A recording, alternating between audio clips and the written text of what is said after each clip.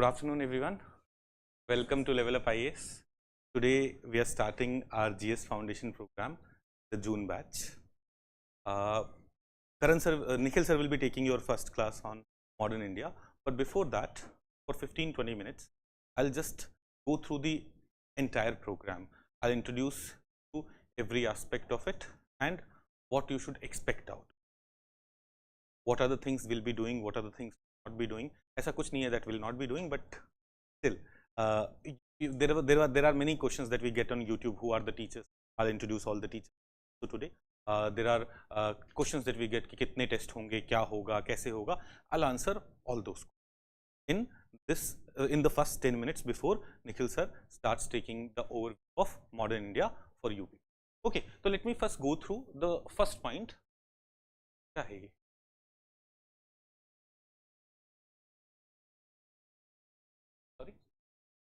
Slide either. How do I?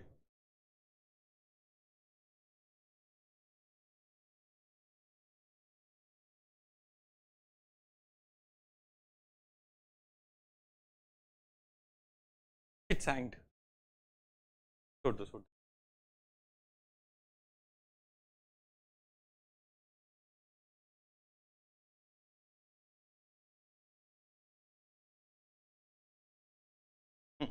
Let me take you to the details of the program. First part is, this is unlike any other GS Foundation program. Everything that you need for your preparation except your optional classes. Optional तो हर बच्चे का अलग अलग होगा, right? You may be taking optional at LevelUp IAS, you may not be taking optional at LevelUp IAS, but other than your optional classes, you do not have to do anything.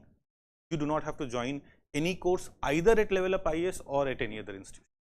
आपका पूरा preparation अभी से till your interview is our responsibility. Everything, prelims test, mains test, objective practice, subjective practice, mentorship, everything is our responsibility. Your CSAT, your essay, everything is our responsibility. तो ये पूछिएगा भी मत कि sir is essay covered, is CSAT covered, will there be a separate module for CSAT, will we have to join prelims test series separately? No, your entire preparation is our responsibility. You do not have to worry about joining any other course, anything either at LevelUp IAS or anywhere else. जो आप preparation के बारे में सोच के आए हैं, उसमें just add optional to this GS Foundation program and your entire preparation would be taken care of. Now we will start with 2 subjects at a time. We will not be doing this key first day history, then geography, then polity, then economy, then science, then environment. So we will be starting with 2 subjects at a time. We'll be starting with history and geography, and this will go on for next 10 weeks. What we want is, in 10 weeks, in 30 classes of history and 30 classes of geography, your history and geography should be done, your modern India and geography should be done, so that you should feel confident. After 10 weeks, you should be able to evaluate yourself. Am I really done with 20% of the syllabus? Can I solve 20 questions which were asked in this preliminary examination? अभी mains का exam आ जाएगा, उस दिन you should be able to see, okay, these are modern India question, am I in a position to solve them? Rather than her subject February तक चलता रहेगा and not feeling confident in anything. So we'll be going with 6 GS classes every week, 3 classes for each subject. We'll be starting with history and geography. In 10 weeks this would be over, then we'll start with the rest of the topic. Now, one thing that I want to make clear on the very first day, any institution which is starting GS in June, they are not able to complete it by February. So what they end up doing is, in March and April, they start taking a lot of extra classes, 2 classes every day, 3 classes every day, and this becomes a huge problem. Those students are not prepared for prelims because वो March, April, May में इतनी सारी नई classes कर रहे होते हैं, परेशान रहते हैं. We want to ensure that your classes get over in February, and therefore your extra classes would start in October. From October, you will have 9 classes every week rather than just 6 classes every week. Monday, Tuesday, Wednesday, you will have 3 more extra classes, जहाँ पे we may start some subjects parallelly, ensuring that by February 28, your syllabus is properly done for GS. Your course would not be, your GS would be complete, your current affairs classes would continue even after that. Current affairs classes would go on till your mains examination, even till your interview examination. But your GS, we want to finish it on 28th Feb. इस बार 27th ही होगा 2025 में, right? By 27th Feb. Last year we had promised कि we'll finish it by 28th Feb. हमारा 11th March तक गया था.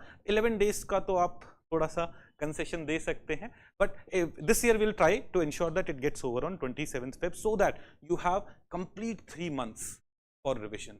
You are not running behind classes कि ये भी कर ले, ये भी कर ले, ये भी कर ले. उन बच्चों का first attempt में pre नहीं होता. We want you people to get selected in the very first attempt. Then Saturday, Sunday you will have current affairs classes. Abhi on 29th of June, after your GS class at 5 PM in the evening, you will have current affairs classes starting 29th June. That would happen. And then you would also be writing lots of tests every week starting from 7th of June. Not the very first week. Abhi Saturday, Sunday आपकी current affairs classes हो जाएंगी. So every week you will be writing 2 tests. One objective, other subjective. Starting 7th of July, आपके हर week 2 test होंगे in the afternoon. One will be objective test, another will be subjective test. Those subjective tests would be evaluated within 2-3 days, would be given to you, but then your mentor will again sit with you with your paper to understand what is wrong with you, what is good with you, what should be improved, what are the areas in which you are excellent. Now dekho, one thing that we believe in is that the most important aspect of GS foundation preparation is revision. ये इतना बड़ा course होता है ना, if you don't revise, then you end up forgetting everything. आपको examination hall में you will feel like out of 100 questions, 80 questions I had heard of, but I did not know more than 30-35 questions. I could not attempt more than 30-35 questions because something that you did in June, you forgot it by March, you were not able to revise and you were not able to attempt it. We don't want this to happen. So all of you should be doing what? एक revision का ना एक strategy रखो. देखो, if you are spending 2.5 hours in class, ensure that you are spending 2.5 hours at home also on the same subject. घर जाओ, notes को उसी दिन revise करो. Initially what you may have is, you may have 2.5 hours of class of GS, 2.5 hours class of optional. आपको घर जाके उस पे उतना ही काम करना है. Do not run behind something else. I'll buy this book, I'll do this, whatever teacher has recommended you. See, please understand, LevelUp IAS has a different philosophy. We believe that if a student has joined here, we should be able to ensure that each and every aspect of the syllabus is covered. तो बाकी जगह बच्चे बहुत सारी और किताबें लेके पढ़ रहे होंगे, आपको वो शुरू नहीं करना है. We will tell you what has to be studied. You finish that, you cover that. We will ensure that your entire syllabus is properly done, is properly covered. Okay, so coming back to the revision wala part, what you have to do is, अब घर जाइए उसे पढ़िए. Let's say you sleep at 12 every day. Have a time when you sleep. Sometimes we become indisciplined. What we end up doing is we end up like आज मैं 2 बजे तक पढ़ लेता हूँ. Today let me study till 3 AM and then entire schedule gets hampered. In our college all of us may have done it. हम 3 बजे तक पढ़ रहे हैं, 4 बजे तक पढ़ रहे हैं. But then you do not realize that next day is wasted. Don't do that. Have a fixed time, 12 or whatever. You may be sleeping at 10 PM, you may be sleeping at 11 PM, you may be sleeping at 2 AM. Sleeping at 2 AM is not a good idea. Try to sleep early, but let's say you sleep at 12. At 11, stop your study. जो भी आपने नई चीज पढ़नी थी पढ़ ली. 11 to 11:15, go brush your teeth, freshen up, get ready for bed. But in the last 45 minutes of the day, what you should be doing is you should be revising again everything that you have done in that day. If you don't do that, then आपने जो पढ़ा है ना वो आप 2-3 दिन में 4 दिन में भूल जाओगे. Just flip through it. Then every Sunday you'll have 2 tests. Saturday को take out 3-4 hours for revising everything that you have done in that week. Right? Then you'll have a monthly test. So what we have is, we have weekly tests every Sunday. Then you'll have monthly test. Monthly test में you'll have the syllabus of the entire month would be covered. तो देखो आपने हर रोज घर पे जाके revision किया. Weekly test में you went through the second revision. Monthly test में you will go through the third revision. But then now you will have a question कि सर monthly test इतना सारा रिवाइज एक दिन में हो पाएगा? Your first off will be Saturday before your monthly. Sunday को आपका टेस्ट होगा, monthly test, आपका Saturday off रहेगा. So that you have the entire day, not only 3 hours. 4 week हो गए हैं, 3 hours. You'll need 12 hours for revising everything. Right? Then you'll also have a quarterly test. of both prelims and mains, and you will have a 6 monthly test of both prelims and mains. इतने revision जो करेगा बच्चा बस class में जो पढ़ रहा है, whatever you are studying in class, if you are able to revise these things these many times, in January, February only, you will be like, I'm prepared. And if you will not do that, see, most of the students end up not writing tests. Like, I need to study some more, then I'll start writing tests. Don't wait for that. Start attempting tests, start attempting your objective test, start attempting subjective test. Because if you will have this mindset that it is compulsory, I have to do it, then you will not waste your Saturday. On Saturday, exam से पहले वाला Saturday सबसे effective पढ़ाई वाला होगा. उसके if you will decide कि I do not have to write a test on Sunday, let me relax a bit. आज थोड़ा सो जाते हैं, आज मूवी देख लेते हैं, आज थोड़ा घूमने चले जाते हैं. You will end up wasting it. आपको अपने आप को ब्रेक देना है, बट संडे को देना है. After your classes are done, give yourself half a day कि आज enjoy करेंगे, relax करेंगे. After your test, not before your test. Prioritize your test. Focus on that. Okay, that's very crucial, that's very important. So this is what we are telling you here, कि we have extensive practice, regular assessment and evaluation. You will be able to regularly assess yourself, where do you stand among your peer group, how you are performing. You will have both objective, subjective test. It will go on till February. After February, you will only have objective test till your preliminary examination. Till February, you will have both objective test and subjective test. In March, April and May, you will only have objective test, prelims ka test, and after that, for those of you who clear preliminary examination, you will get access to mains test series. इस साल clear नहीं करोगे, next year clear करोगे, तो next year you will get access to our mains test series. You have access to mains test series, but only once. Okay, so do it, use it when you clear preliminary examination. अच्छे से पढ़ाई करो, first year में clear it, and you get access to this. Other than this, at the time of mains, we also write lots of answers. So what we do is we run something called mains masters. You do not need mains masters program because you would already be very well prepared. But आपको लगता है कि revision करना, mains के लिए revision कर लें फटाफट. So we run what is known as mains masters program. In that program, we make you write 4 answers in every class. In 70 days, you will write 280 answers for GS. That is in the 3 months of mains preparation. So that will also be available for you. You will not need it if you study properly. Please understand. जैसे हमारा prelims masters program आता है, you will not need it. It is for students जो कहीं और पढ़ रहे थे, अच्छी पढ़ाई नहीं हुई, they come to know about us very late, and then they come to study with us. देखो, हमारा institution is very popular for mains program. Why is it very popular for mains program? मैं आपको बताता हूँ. आप ORN जब आते हो ना, you do not know about LevelUp IAS, because हमारा वो full page बड़े-बड़े ads नहीं आते हैं. You spend 1 year, 2 year here, and you realize कि LevelUp IAS is a good institution because of the word of mouth. I am pretty sure almost all of you have come here because of word of mouth. Some friend has told you. You have not come here because कोई बड़ा advertisement देखा था.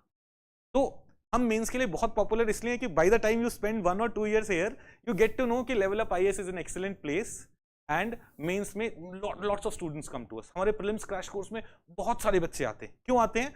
Because by the time you get to know about LevelUp. आप यहाँ पढ़ रहे होगे, आप अपने नोट्स दिखाओगे दोस्तों को, आपके दोस्त बोलेंगे यार हमने तो ये सब नहीं पढ़ा. I promise you one thing. In February 2025, when your course would get over, आपके फ्लैट में जितने बच्चे रह रहे हैं, they'll be studying from you. I promise you this today. आपके फ्लैट में जो बच्चे रह रहे होंगे, they will ask for your notes. That's my promise. They will say, यार अपने साइंस वाले नोट्स देना, अपने इकोनॉमी वाले नोट्स देना, and you will not need them. I promise you. You'll like, अरे ये क्या है? In every class, you will get printed notes before your class. They say today, sir will be starting history. You have got printed notes there. Okay, that is our promise. Other thing, a few more things I'll tell you ki why LevelUp IAS is an institution on which you can trust with your like wholeheartedly trust. We are an institution, perhaps the only institution in old Rajendra Nagar, who do not publish results of interviews. आप जैसे आप जो front page पे ads देखते हो ना बड़े-बड़े, उसमें देखना कितनों के नीचे लिखा हुआ है इंटरव्यू गाइड. वो बच्चा उस इंस्टीट्यूशन में सिर्फ हाफ एन आवर के लिए गया है और उन्होंने जीएस फाउंडेशन के टाइम बोल दिया कि देखो ये हमारा student. We are the only institution not do that. 100+ students selection that you see, all of them were either part of our foundation programmes or our mains programme. By the time of mains everyone gets to know LevelUp जाना है all of them were either part of our foundation program or mains programs. None of them were part of our free test series. हम prelim से पहले ना समीक्षा test run करते हैं, उसमें thousands of students participate. We will not publish their names. आप again front full pages जो ऐड देख रहे हो ना, वहां देखना कितने फ्री टेस्ट सीरीज वाले बच्चे, कितने इंटरव्यू गाइडेंस प्रोग्राम वाले बच्चे. We do not do that. We remain honest at the beginning when you are joining us. I promise you, जब आप ज्वाइन कर रहे हो तब हम आपको झूठ बोल के नहीं ला रहे हैं, तो हम आपकी पूरी तैयारी में कभी आपसे झूठ नहीं बोलेंगे. पूरी ईमानदारी से, पूरी मेहनत से आपको पढ़ाएंगे और सबसे अच्छा.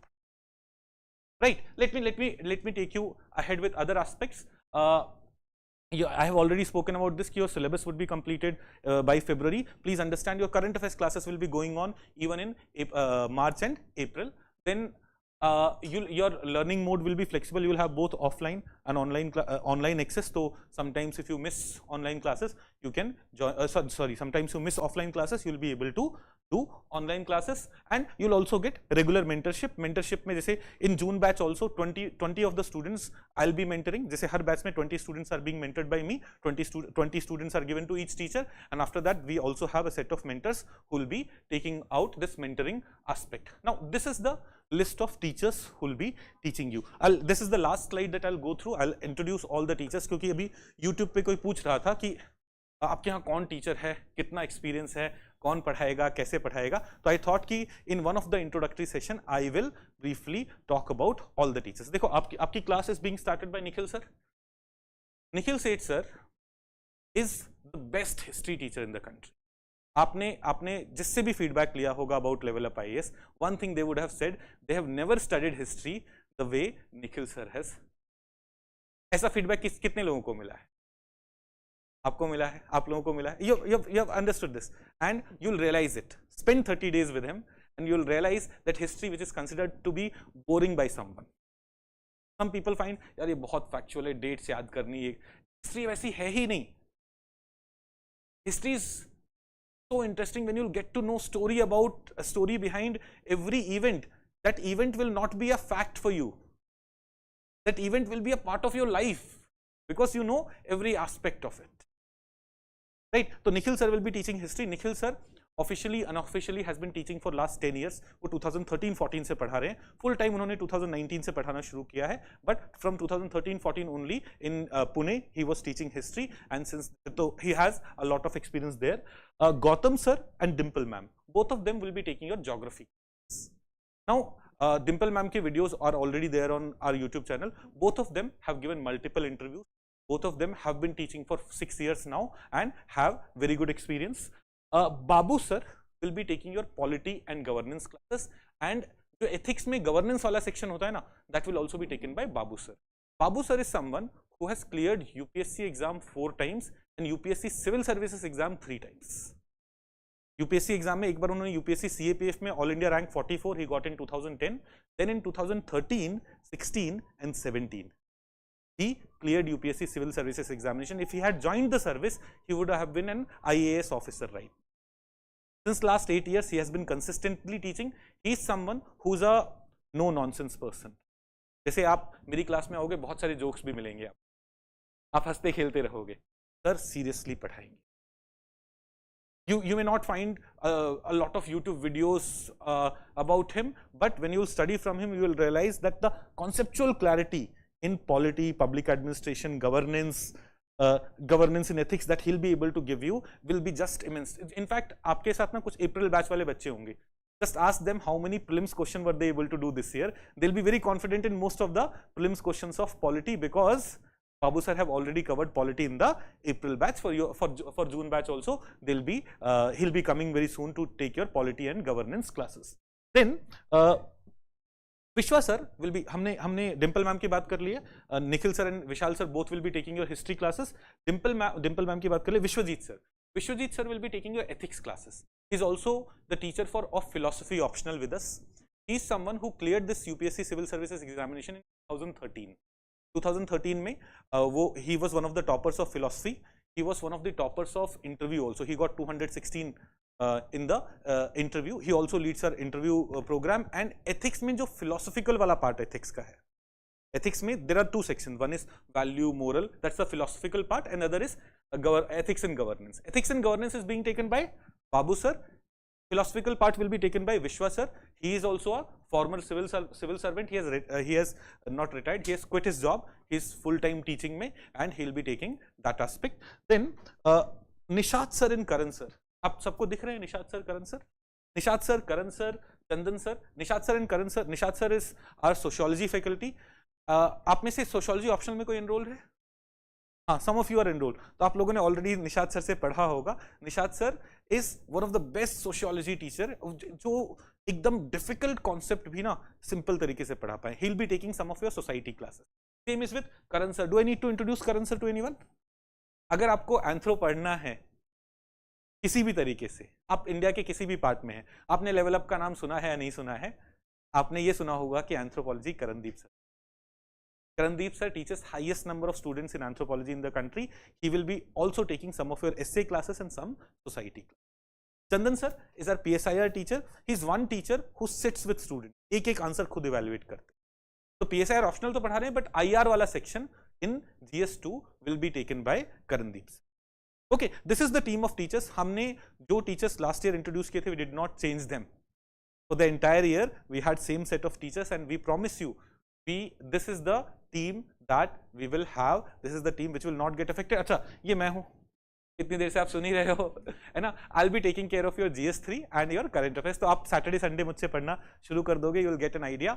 All of you will have my number. आज का ये वीडियो YouTube पे जा रहा है, तो I'm not giving you my number, क्योंकि YouTube फिर सबको मिल जाएगा. But all of you will have my number. आपको कोई भी प्रॉब्लम होता है, आपने ऑफिस में रिक्वेस्ट किया, 24 आवर्स में वो इशू रिजॉल्व नहीं हुआ, वो मेरे को भेज दो. The teachers, the staff, everyone knows that all the students have my number. तो कभी भी ऐसा होता ही नहीं कि आपको जरूरत पड़े मुझे मैसेज करने का, पर कोई भी चैलेंज आएगा. I am the co-founder of the institution, I'm the director of the institution, and all of you would have my number for this. आप डाउट्स तो पूछ ही सकते हैं, वो हो सकता है, but for any other issue also you can message me, any other academic institution related issue.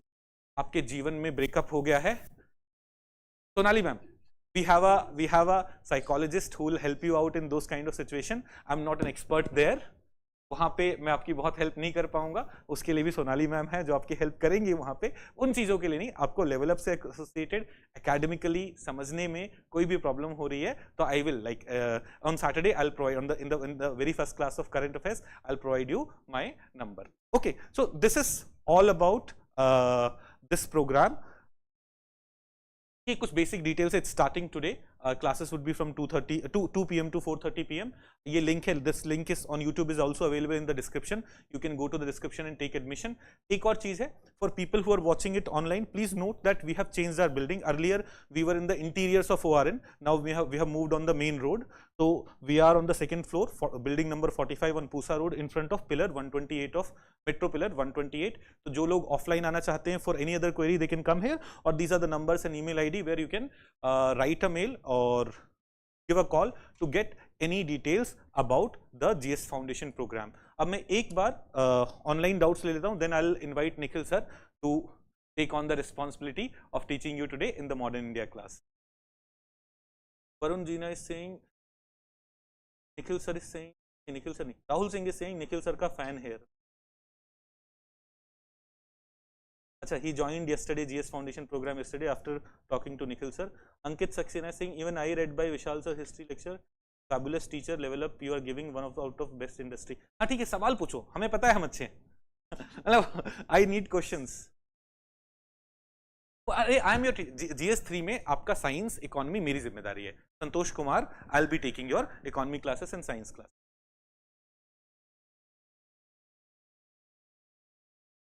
Teachers not use Hindi to explain the subject in class. Yes, देखो, see please understand, we will primarily be speaking in English, if but my mother tongue is Hindi.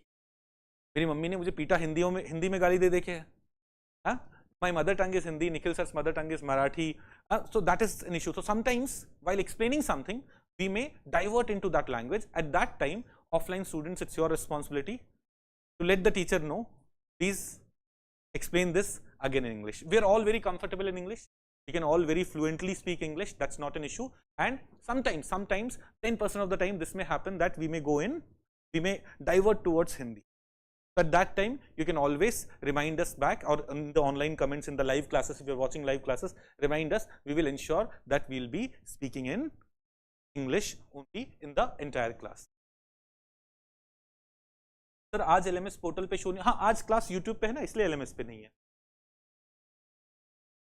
Online mode में lecture, so in online mode 1 you can watch live lecture. After that, if a video is of 2 hours, you can watch it for 4 hours 15 minutes. Now same 15 minutes का section you can keep watching for 4 hours 15 minutes repeatedly, or the entire video. So if a video is of 2 hours, you will be able to watch it 2 times plus 15 minutes. If a video is of 3 hours, you will be able to watch it for 6 hours plus 15 minutes, like this. Okay, so live plus 2 times watch. So you can in total watch 3 times online videos. Are there any modular course? No, modular course GS Foundation ke we do not have modular courses. Modular courses are launched in November, December, not right now. Okay, any doubts that you people have before I invite Nikhil sir? बताइए. नहीं? हाँ.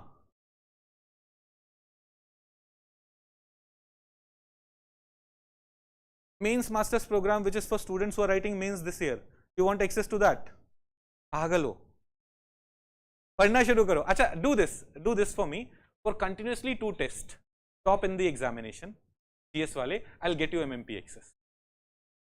That will show कि whatever is happening in GS, she's doing perfectly well there. I'll get you MMP access. It's not part of GS Foundation program. Like आपका MMP 2025 वाला है, right? Not the MMP which is Mains Masters program which is going on right now. But if you want, I'll give it to you. If you top in both the tests, I'll give you that access. Okay.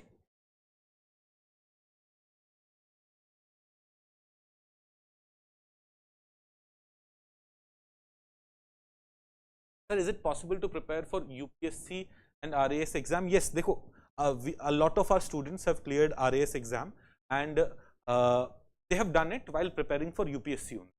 देखो, UP PCS, RAS, Uttarakhand PCS, a lot of similarities there. UP PCS में there is some divergence. They have come up with 2 new subjects. So you have to focus on that. Otherwise, preparation is more or less similar. Okay. So any other doubts, guys? Yes. We'll try to ensure that that doesn't happen. And in case that happens, you'll always have access of online. So you may be able to, we'll try to ensure that that doesn't happen. When is your optional class, at what time? अच्छा, sociology में आप 11:45 to, we'll try to keep it in the evening then, है ना? Evening 5 PM पे हम रखने की कोशिश करेंगे. But in case sometimes it happens, you'll always have online access to take care of that. Okay, so yes.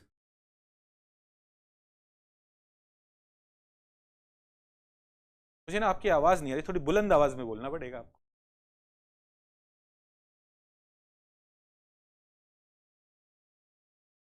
हाँ.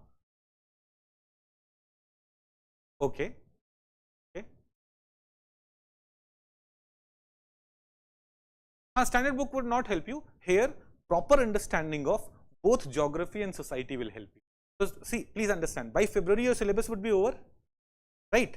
You will understand geography also, you will understand society also, and then at the time of Mains Master program, at the time of revision, what we can do is we will have these kind of questions which are based on multiple subjects at one go, right? Those kind of things would be there, right? It will not be there in standard books. You will have to study it along on the basis of PYQs. You will have to study those.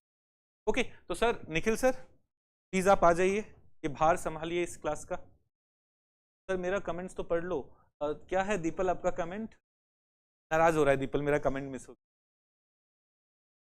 The people दोबारा लिख दो यार, मैंने miss कर दिया, I am sorry.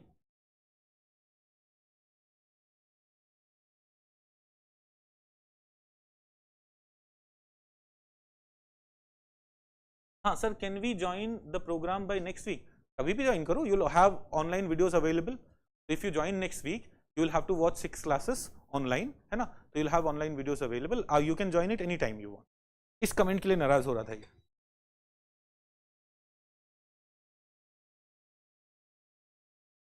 Sir, what about students who are not able to grab the classes because of full explanation in English? We will have to make full explanation in English. We will not. देखो, our promise is that these classes are for English medium students. So please do not force us to use Hindi. English medium people can force us to use English because this class is supposed to be for English students, people who understand English. But If you have some doubts, you may ask it in Hindi and we'll try to explain that again in Hindi. But if you do not understand English, you should not be joining this program. If you are not comfortable with English, you should not be joining this program. This is not a program for Hindi medium students. Interview ki देखो, there's a question. Vaishali Gahalyan is asking, will you be preparing us for interview? We will be preparing us for interview, but I'll tell you one more thing. The entire ORN, each and every institution will be running behind you. हमारे यहाँ से interview preparation कर, because that is how they'll get results. अभी जब results publish हो रहे हैं, मैं क्या बोल रहा हूँ? Look at how many interview guidance program students are they showing. So do not worry about your interview preparation. We will be preparing you for interviews, but for interview, everyone wants to prepare you for interview so that they can claim this is a student from our institution. Okay, so you will have interview preparation here, but please do not worry about interview.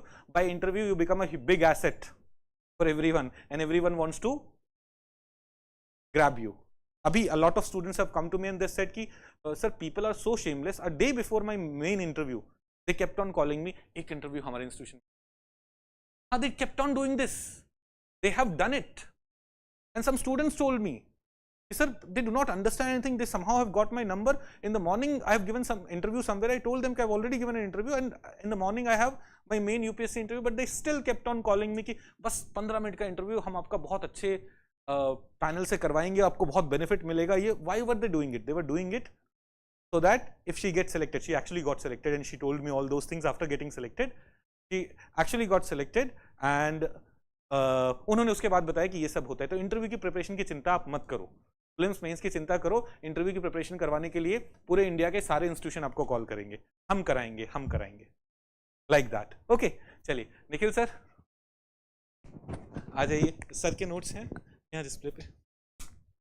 Sir online students के लिए live doubt session. हाँ, एक last question. Online students will have 2 doubt session. देखो, one तो you can have ask doubts online live. After that every week you will have 2 doubt session, one by each teacher. एक week में आपकी 2 classes चल रही हैं, 2 teachers की classes चल रही हैं. You will have 2 doubt session. Other than that you can also get in touch with your mentors and get your doubts resolved. Nikhil sir.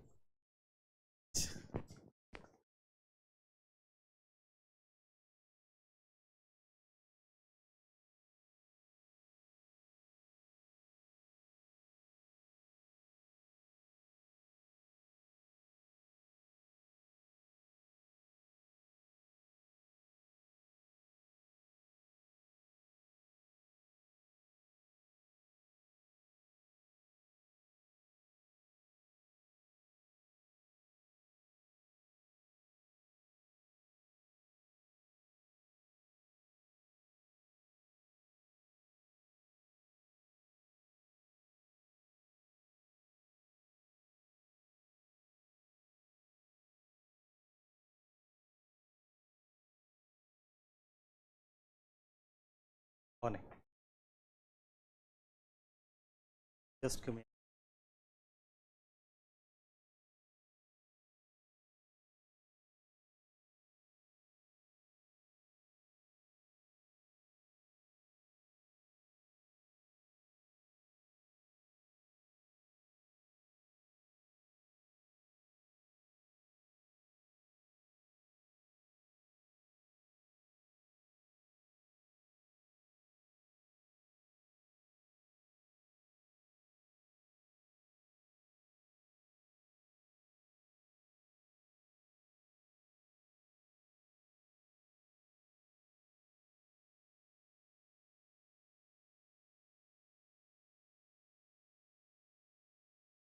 Okay. Hello. Good afternoon. My name is Nikhil and I will be teaching Modern India. Half of you know me already. I had a couple of lectures in, but I wanted to have a very free willing discussion to understand what is the age difference now. Year by year I am teaching subject. I am difficult for history पढ़ाना मुश्किल होते जा रहा है. And I want to understand why is that happening, and I want you to understand why is that happening, so that it will become easy for you to travel the remaining. So let me ask you a couple of questions. How many of you that history is a very boring subject? Take them honestly.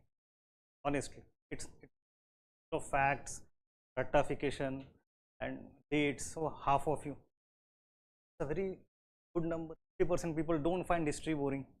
It's unprecedented ho gaya. You know, there is another problem with history apart from its appearing as if it is boring, and that is that it's a dangerous subject. Dangerous in a way that history defines your identity, individual identity and also social community identity, and then it makes you, compels you to have lots of, आपका जो world view होता है, that world view is shaped by history. When you look at somebody, look at some country, some community, some individual, some city, state, you have to carry that burden. So one thing, the first point that I just said, the history facts, it's just a burden of memory. But the second point, it shapes identity and worldview and compels you to do many things. It's actually burden of history altogether. All of us are carrying that burden, consciously or unconsciously. Why do you think there is so much prabha for last 3 days about rewriting NCERTs? Chal raha hai. And this is just sanitization or sanitation rather of the ongoing NCERTs for last 20, almost 20. There is actually a mandate given to NCERT to bring out new. As far as my understanding goes, on Monday or Tuesday, the new book could be ready and given to the government to decide what to do. And it will be the 6th standard NCERT for social. So March se publish hona tha, ho nahi raha. Schools are starting now. The book is not out yet. Maybe in 1 week you will see that debate coming up, that it is not only sanitizing the old NCERTs, it's about a new production of altogether book, and yes, it's all political hot potato. So history is not only sometimes boring, but it is also very charged politics. So I will try to unravel that today for next remaining part of the session, and that kind of fundamental understanding will provide you some lens. That lens will be very useful to prepare for our entire next 35 to 38 lectures. 35 officially बोला है, 2-3 मैं लेके चलता हूँ extra. ठीक है? So that is my first point. So we have, is voice not clear? Sir, बहुत सारे comments आ रहे हैं. Is it clear now? Spotify लग गया. So let me quickly walk you through at least basics. You know that in our syllabus for the UPSC CSE exam, we have ancient India, we have medieval India, we have art and culture, modern India, post-independence and world history. We have so many segments of history in our syllabus, but not all the segments are equally important for every stage. That clarity you should have. For example, ancient medieval is primarily important for only prelims. So the political history, administrative history, social history, economic history, they constitute a bulk of the syllabus for prelims, not for mains. When you think of art and culture and modern India, art and culture of ancient till modern, if you go by syllabus, you have religious history, philosophical history, cultural history, literature, arts, architecture, everything, and modern India that I shall be doing in some days. That is actually common to both prelims and mains. Plus mains. And when we talk of post-independence and world history, barring for 1 or 2 rare questions which appear very rarely, एक दो सवाल कभी कभी आते हैं, you have post-independence purely in main examination, and so is world history. Largely, when we study modern India for next so many weeks, our focus will be from both preliminary perspective and main perspective. में दोनों करना है, साथ साथ लेके चलेंगे. We will not be divorcing them completely from each other. It is not even possible. Now, in the prelim examination, we get around 15 to 18 questions out of 100 collectively from entire history, but last 2 years have been exceptions. Last 2 years they are asking 12-13 questions each, not 15-16-17, so 3 questions घट गए, but that keeps changing for every subject every year. You never know what is happening, so you should be prepared. In the main examination, we have history as a part of general studies 1 GS1. There you get 6 to 7 questions out of 20 every year. 6 minimum, 2-3 बार वो 8 तक गए थे, but generally 6 to 7. So this is the relative importance of history in your syllabus. However, history will also provide you a lot of foundation to understand all the other subjects. आपकी world history will become foundation for international relationships. You have modern India and world history will become the foundation to understand constitution, polity, governance, and world history for multiple things, and ancient medieval to hai. So history is important in itself and also creates a foundation to understand lots of other subjects. ये हो गई बहुत basic बात. We have to tick mark जब बात कर दे एक करके.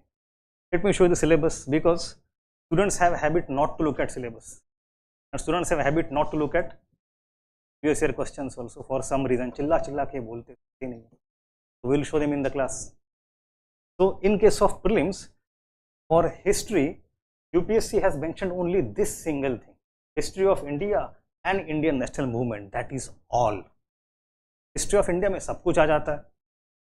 Everything that happened till yesterday is history of India, in a way, technically speaking. So UPSC doesn't give a good amount of guidance about what should emphasize upon. For that, we have to look at the previous year questions, their patterns, their analysis, etc. And they have separately mentioned Indian national movement, although it is automatically part of history of India, but they want you to focus on that freedom movement. This is for prelims. If you go to mains, in main examination, you have 5 points about history collectively, which I have reproduced here. Of them, the 2 points pertain to modern Indian history, only modern India. बाकी पहला वाला जो है Indian culture, salient aspects of art forms, literature and architecture from ancient to modern times. That is why I said art and culture is part of both pre and mains. Then you have 2 bits for modern India. The second bit says modern Indian history from about middle of the 18th century, means around 1750s. So they are not able to or not willing to pinpoint exactly at which point modern history starts, because they cannot, nobody can. So perhaps it's Plassey, Battle of Plassey, perhaps it's Third Battle of Panipat, perhaps it's Buxar, perhaps it is death of Aurangzeb. They want to be fluid, let us be fluid. So sometime in the mid of 18th century. From there until the present, events, personalities and issues, again it is quite vague. And within that, again they have done the same thing जो यहाँ पे किया था.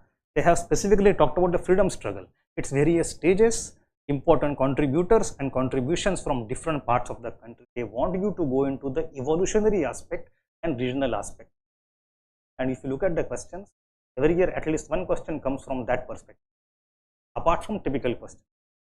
And then बाकी 2 bits जो है, एक post independence का है, एक world history का, that we shall cover separately. Right now only focus on modern India. So is the syllabus clear? It is not clear, because this is not detailed enough for us to understand. So we have to reconstruct lots of things. We have to try to decode UPSC's mind by relying a lot on the trend of PYQs. कि भाई ये कहाँ कहाँ focus कर रहे हैं, कहाँ कहाँ जा रहे हैं, because this guidance is not adequate for us. Now what we shall be doing is, for some amount of time, understand what is modern Indian history. It is going to be, as I said, a very general, freewheeling discussion to some extent.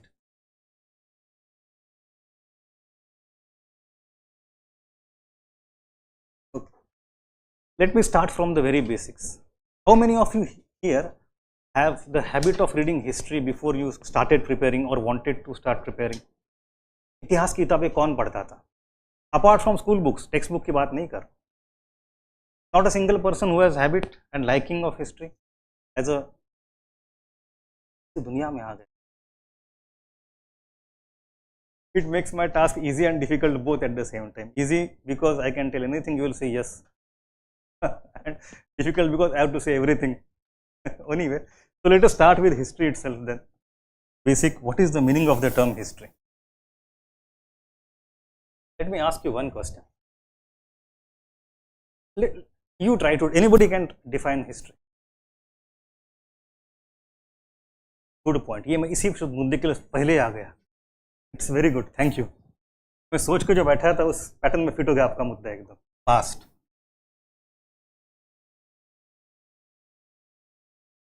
Is past a history? Lots of things happen every day. In the past, yesterday, I wore different clothes. Is that part of a history? Today morning, I had some nashta. What was the food? Is that a part of a history? Well, it may be part of food history, but not related to us. Overall, when you say in the larger sense, what is the history about? Anybody from northeast of India? Have you ever visited northeast of India? 1, 2 people, 3, 4, 5, 6. Okay. So there is, yes, आखिरी में 2-3 है. There is a very derogatory statement about Arunachal Pradesh that I came to know when I was there for some time in 2014, 2015. And the people there said, some outsiders who were in Arunachal for a long time, serving the people there, but they said there is a comment that Arunachal Pradesh has no history, it has only geography. Can you understand what do they mean by that? Arunachal has no history. Well, people have been inhabiting that part of earth for centuries. There are people, communities, tribes living there for centuries.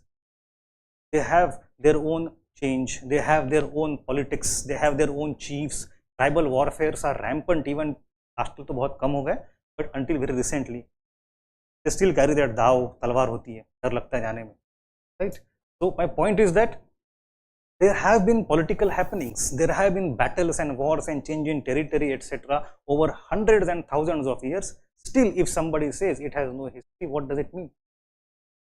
It has past and not history. अब बताओ. Significant events. Significant events. Significant for whom? Again, there is subjectivity. Maybe something is significant for chief, not for the common people. For one community, not for the another.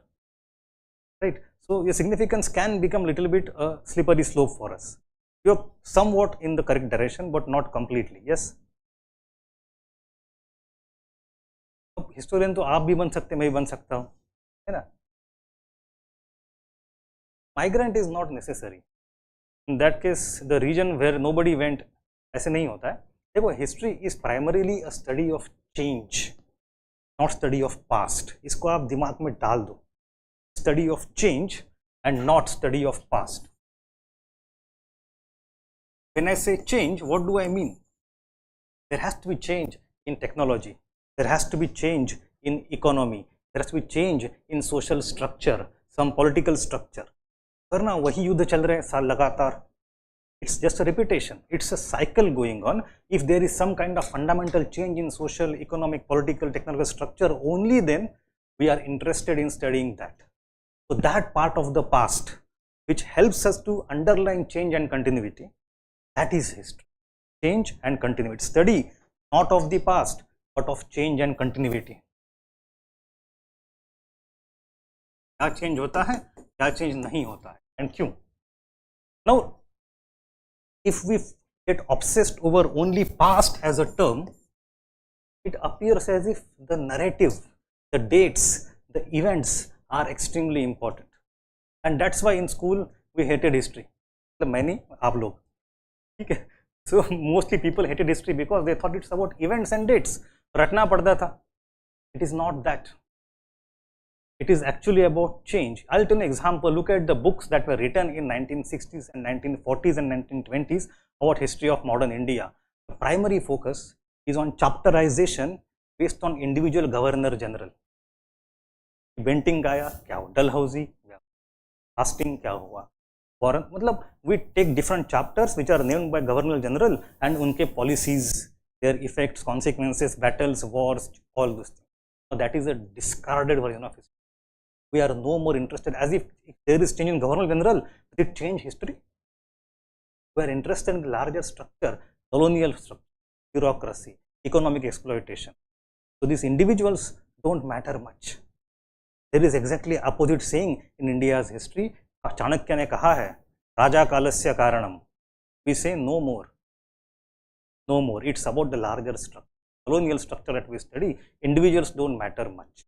although they do matter, there is some agency, there is some action, but we have to focus for our understanding on larger process. So that is one thing I want to underline. History is not only study of past or past events or past dates. History is primary study of change and continuity in the past. That is one thing. Now, अब आते हैं second thing पे. What change to notice? क्या हो रहा है?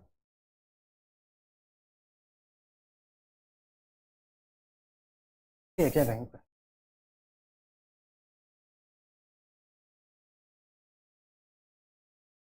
What change? I'll tell you interesting story from my own past.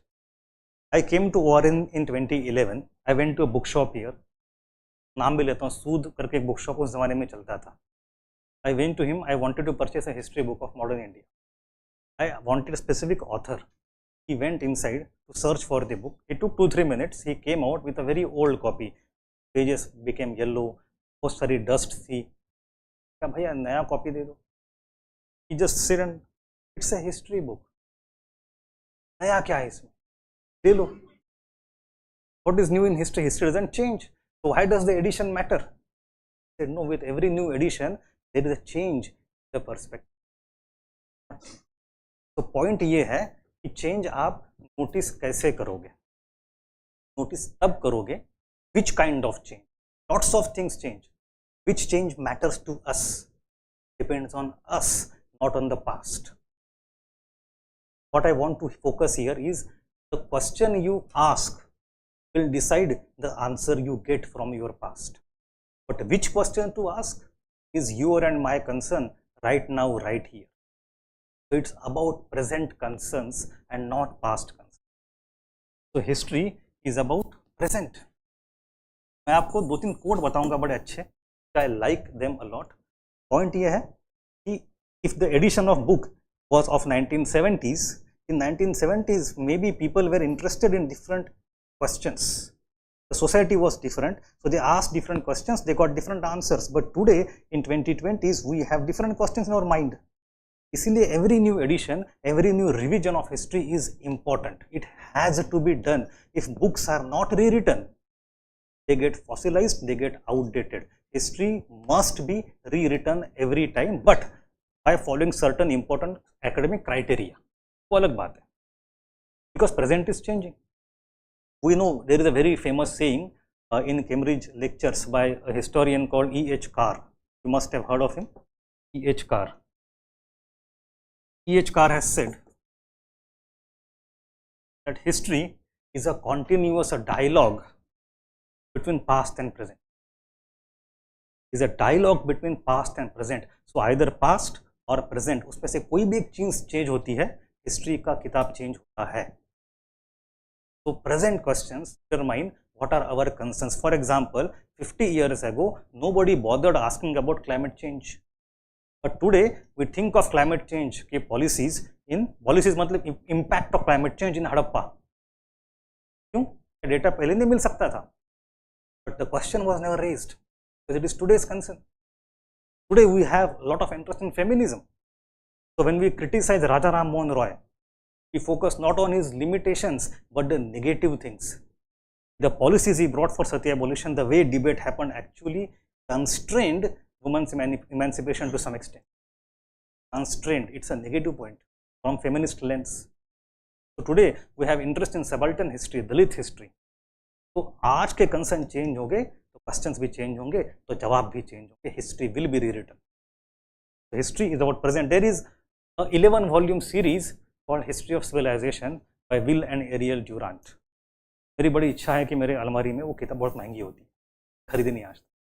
I have soft copy of some of them, but anyway the point is that in that Ariel Durant has given a very nice quote in a small reduced version of that called Lessons of History. छोटी किताब है उसमें. He says that the present, past में relationship क्या है? The past is the present unrolled for understanding and present is the past rolled up for action. Again listen very carefully. Past is the present unrolled for understanding, and present is the past rolled up for action. So past and present are intertwined extremely. There is an Italian person called Vico, in Italian enlightenment, Vico, V-I-C-O. He gave a very succinct statement of that. He said, all history is contemporary. History never dies out, it lives within us, through us, every single day. That's why it becomes very political hot potato. Okay? All history is a contemporary history. आज के सवाल है, जो मर गए उनके सवाल नहीं है वो. So my second point was that it's about present. So the quotes of A.H. Carr, Ariel Durant and Vico, that was the single point. Change is to be noticed was the first point, and secondly, which change? The change in which we are interested today in present. Don't basic clear ho gaye. Let us go to the third point. Ab, if you start asking the questions today to the past, maybe the question is the same, but answer may be different for you and me. Let us say there are multiple, because there is no single past, there is no single change. Change doesn't happen uniformly everywhere at the same time. Take example of Harappa. If I ask you, what was this the situation of urbanization in India during Harappan era? What will you say? बड़े-बड़े शहर थे. Is it true? It's true only for one corner of India, northwest, not entire India. Rather, on the majority geographical region of India, we have farming villages. We have people who are not even farming in. We have small towns. Urbanization is very important, salient aspect for northwest corner of India. If you come to Vedic era, we give entire chapter to Vedic India. But was there a Vedic India? It's only Western UP, Punjab, Haryana. What about rest of India? So Vedas were composed in that part of India. So whatever history you can decode from Vedas belong to history of that region and those people. Maybe in the later centuries it became very important, so we have to go and study. I am not saying it is less important. I am saying whose history it is, which region, which part. Even today you have Banjara communities, those who travel from city to city, place to place. This was the situation. All the Vedic Aryans, आज से 3000 साल पहले, 4000 साल पहले, 4000 साल पहले, right? But some people got settled, some did not. They are still stuck at the same time. Shashi Tharoor ने बढ़िया कहा है, इंडिया में सब समय एक साथ रहे.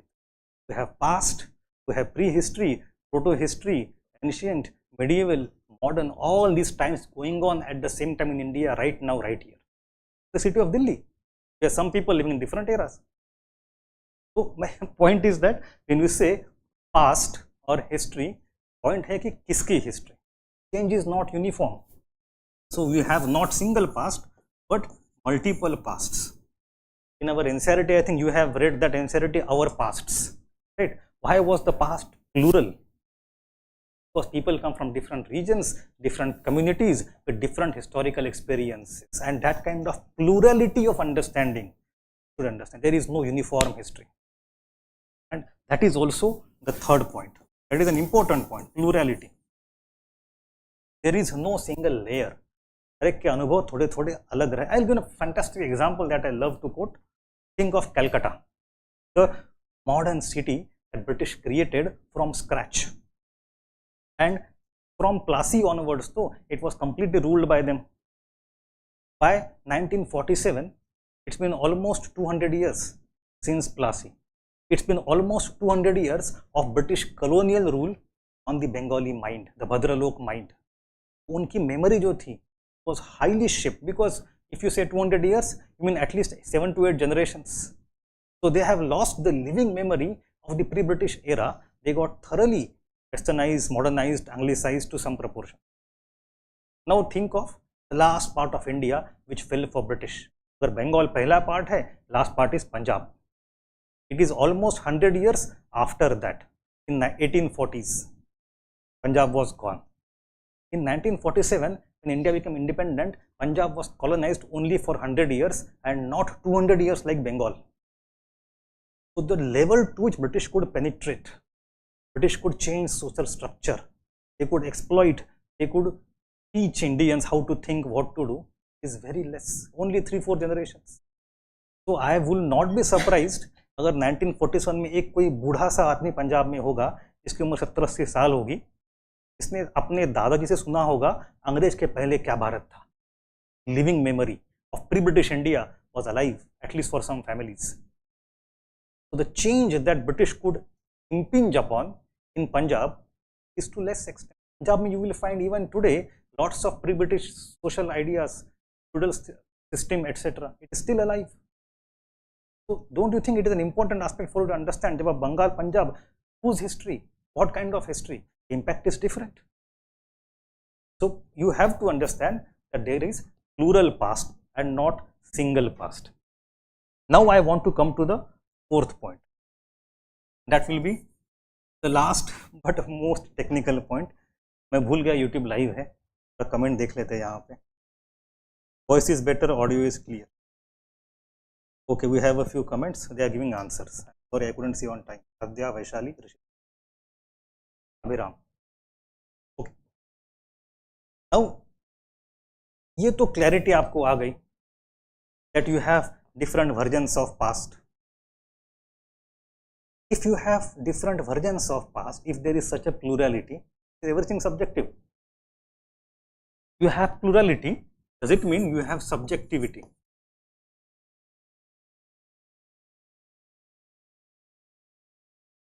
जो आपके चाहे मान लो वो हिस्ट्री, मैं मानूं मेरी history. Does it mean that? If that had been true, वैसे आजकल वो भी हो गया है because we are no more in modern India or modern world, we are in post-modern world. In the post-modern world, idea is not believing in single truth, right? So we are not concerned in our class with post-modern aspect. तो हम छोड़ देते हैं. Come to modern world. So in modern world, in subject, my question is, if there are multiple versions, are all versions equally true? There was one very famous British historian, A.J.P. Tyler. A.J.P. Tyler studied World War I, World War II, etc. He has given a very fantastic quote. He says, तो ज़्यादा quote मार रहा हूँ आज, कोई बात नहीं. He says that history is not a catalogue of events. It is a version. It's not a catalogue, it's a version. So which version? If you have 5 versions, which version is seen more authentic? Which version is seen to be more true or more close to the past reality? There has to be some criteria of objectivity. अगर सभी subjective हो जाए, तो there is no difference between mythology and history. Right now we don't use lots of mythology when we want to study history because we see there is no evidence. Support mythology may be about universal truth. I am not saying it is not useful, it is a universal truth, but history is not about truth, it is about facts. Religion will give you truth, yes. I'll come there just now. I'll come there. Nobody decides as such, but there is a mentality. हर ज़माने का दस्तूर होता है. Come there. So my point is, if it becomes completely subjective, then there is no difference in mythology and history. But this binary of history mythology is a typically constructed European binary that depends on one single aspect कि history को support करने के लिए आपके पास facts है. Facts exist. In our history term, these are evidences. You have to prove ये सच में हुआ था. And how do you prove? You need to get some information. How do you get information? From some sources.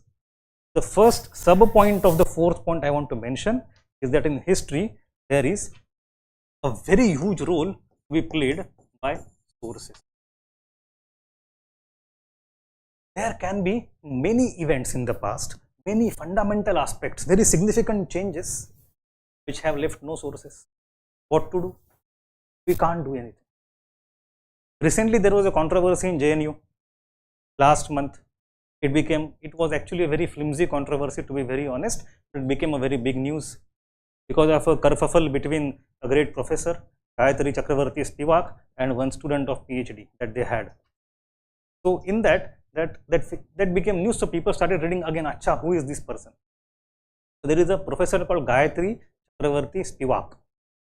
And she is very well known for her study of feminist history, literary history, subaltern, etc. So she has written a book, actually a chapter, a kind of essay. Can the subaltern speak? What does it mean? Can the subaltern speak? People who never had voice in the past, people who never left any evidences of what they think, they never knew how to write, they never had money and education, they must have had been through multiple things, many things, they have no record. What to do? So that part of history we have to excavate somehow, directly, indirectly, but it is largely lost to us. What we are confined to is only what facts we have from the sources we possess. There is no alternative. The larger part of history is gone. We struggle with only what we have. That is one thing. But anyway, we have, at least for some part of history, some source. A typical thing. What are types of sources? Anybody? So we have inscriptions, artifacts like sculptures maybe. So we have artifacts and literature. What kind of literature do we have? Literature is books. Oh, they are manuscripts and books. Yes, but what kind of books? What kinds of manuscripts? Some religious, some non-religious, some in different languages: Sanskrit, Pali, Prakrit, English, Marathi, Bangla, Odia, Telugu, Tamil. So different languages, different aspects and different audiences. Some books are written for elites, some are for mass consumption. Some books are very technical scientific treatises, some are for entertainment, drama and music. So there are different types of literature and we have to extract bits from all of them. But we have a panoply of literature. Then in inscription, artifacts, coins, we have sculptures, lots of them. So we call this part as archaeological history or sources, and here we have literary sources. This is very easy. Each source has its own kind of strength and weakness relative to each other. जैसे कि literature में you may get lost. अभी कल की अखबार में खबर थी Nehru memorial issue, Nehru papers, you might have read that. So there is a place called Nehru Memorial Library in Delhi, which is in possession of lots of original documents of over 1000 personalities of modern India. उनके letters and diaries and archive, all huge archive. In 2006 या 2007 में 8 में, I don't remember which year, there were lots of Nehru के personal letters के boxes. Some of them were removed by one party and the other party is trying to get them back. So it's about struggle, fight over access to primary sources from which you can write history, either this way, that way, whatever it is. So we have literature. The asli craft of historian hota hai na, what is that? It's not that you can go and read medieval Dutch to get the records. Acha, in Vengurla in Maharashtra in 1625, this was a commodity traded as per medieval Dutch language. Okay, that's fine, that's a fact. Point here is that we have to go to next level and try to corroborate them. See, the information you get from literature and from archaeology, does it match? Does it go against each other? So असली मजा तो craft of historian comes afterwards. जैसे कि corroboration. Look at a very famous example. Have you heard of Pushyamitra Shunga? Pushyamitra Shunga, a king who came to rule parts of North India after the decline of, or by decline, ensuring decline of Mauryan Empire. So in Buddhist literature, for thousands of years, there is an argument that he was a villain. He was demonized by Buddhist literature because he was said to be a destroyer of viharas, a murderer of Buddhist monks, etc., etc. That is the image that you get from literature. It's one version. But if you change the source of history, you go to archaeology, what you have, the greatest and the most beautiful Buddhist stupas of Sanchi and Bharhut in Madhya Pradesh, and they were constructed and embellished, ornamented, beautified, enlarged exactly at that time. And these places are in the heart of his empire. Had he been so anti-Buddhist, would he have allowed that? If I focus on architecture or archaeology as my primary source, then I get a different image of the same person. But if I focus on literature, I get a different image. सवाल ये है how to corroborate. Either one of the two sources is lying with some motivation, or there is some third explanation whereby both of them can be true at the same time. ये काम होता है history. I don't want to go into all these details. I just want to open up your mind to what is actually history. It is not just the story of the kings and queens. I'll give you second point. You have layers of chronology in the same text. The most famous example is a very famous history book that we have in India called Raja Tarangini. Some of you may have heard of the book Raja Tarangini. It's by Kalhan, and Kalhan wrote a history of which part of India? Jammu and Kashmir. Kashmir in that context, Kashmir's history. But if you look at the entire book, he wrote it आज से 1000 साल पहले लगभग, and the book contains history of thousands of years of a fantastic book. So in that book, we have some history of Kashmir from the ancient time, some history of Kashmir from his own time, Kallana's own time. Can you say that first chapter, which talks of the mythological part, very old aspect of history of Kashmir, the last chapter where Kallana himself was physically present as a witness and wrote, both of them are equally authentic? They cannot be. The portions where Kallana was himself a witness, he has first hand knowledge, he has seen the things around, we can take it to be more authentic than the portions जो उसने सुना है, कहीं सुनी बातें, hearsay. The point है कि the source, closer it is to the event it is explaining, more authentic it is. जैसे कोई मुस्लिम यहाँ पे है, you know hadith. Hadith जानते हो क्या होता है? I have no idea of hadith. So there are sayings of Paigambar, and these sayings were not written down at the same time. Decades afterwards, they were compiled and they were put in the form of collection of. अब अगर उसमें 2-4 पीढ़ियां चली गई है, if this has been through 3-4 generations, in which of the saying is more accurate, which is less accurate? So you have, अगर दोनों में टसल नहीं है, if one saying of Paigambar and other saying, they are both okay independently, no problem. If they are fighting with each other, if there is contradiction, in which hadith, which statement is to be given more authentic? Simple solution is that we have to trace the source. A statement can be 3 linkages away from Paigambar, 1 second, 10% आपने लिख दिया, and other statement can be 6 persons away, 6 degrees of separation. First आदमी ने कहा second को, second ने कहा third को, likewise. So the shorter the chain, more authentic it is, right? Similarly, in Raja Tarangini, the chapters which are closer to his own life, Kallana's own life, are to be taken as more authentic. So ये सारा काम, even within the literary source, you can face these problems. So it's a very difficult craft of a historian. I'll give a famous example.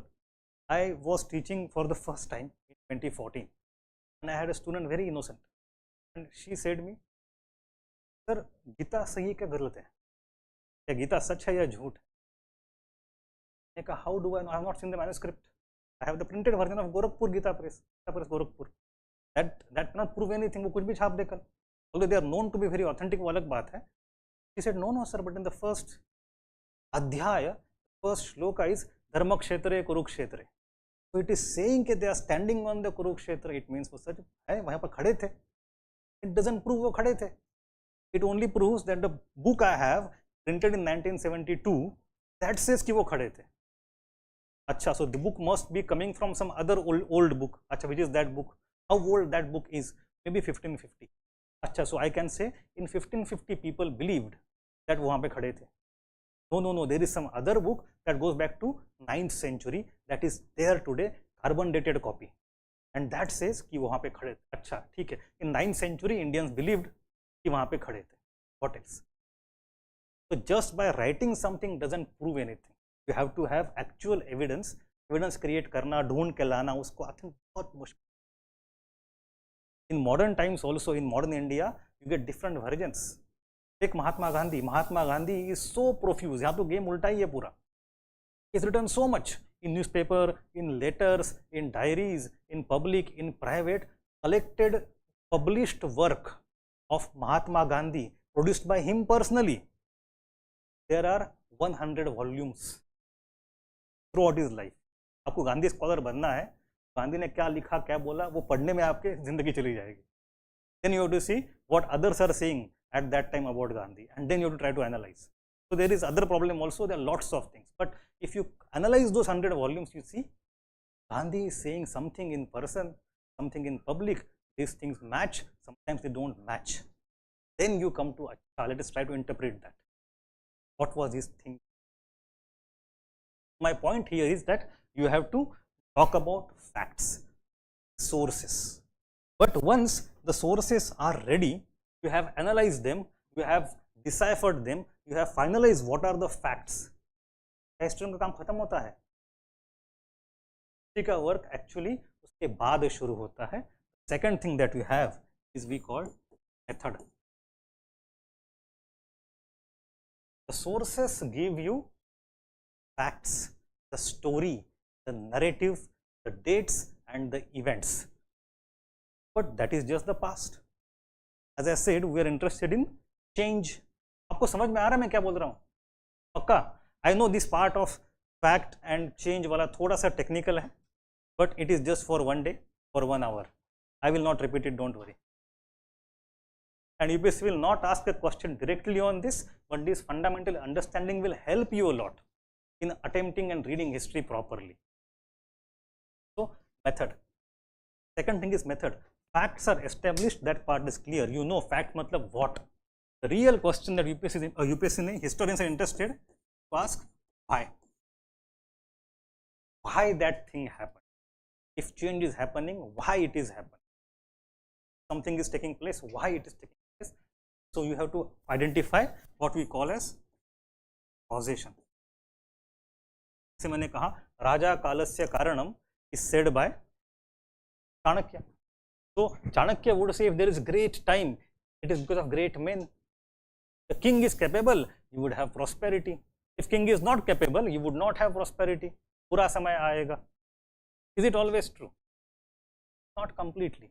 Different lenses are there used by different people to understand causation. You had at one point of time something called as great man theory. All the happenings in the world were explained because there was Aristotle, there was some other great person, some other great king or Nawab or Badshah. Well, they have some agency, but beyond that, even before that, if you look at the medieval history, they will say things are happening क्योंकि भगवान की इच्छा. It's the will of God. Sometimes we say यहाँ पे लिखा था, कर्म की बात, नसीब में नहीं था, मैं IAS नहीं बना.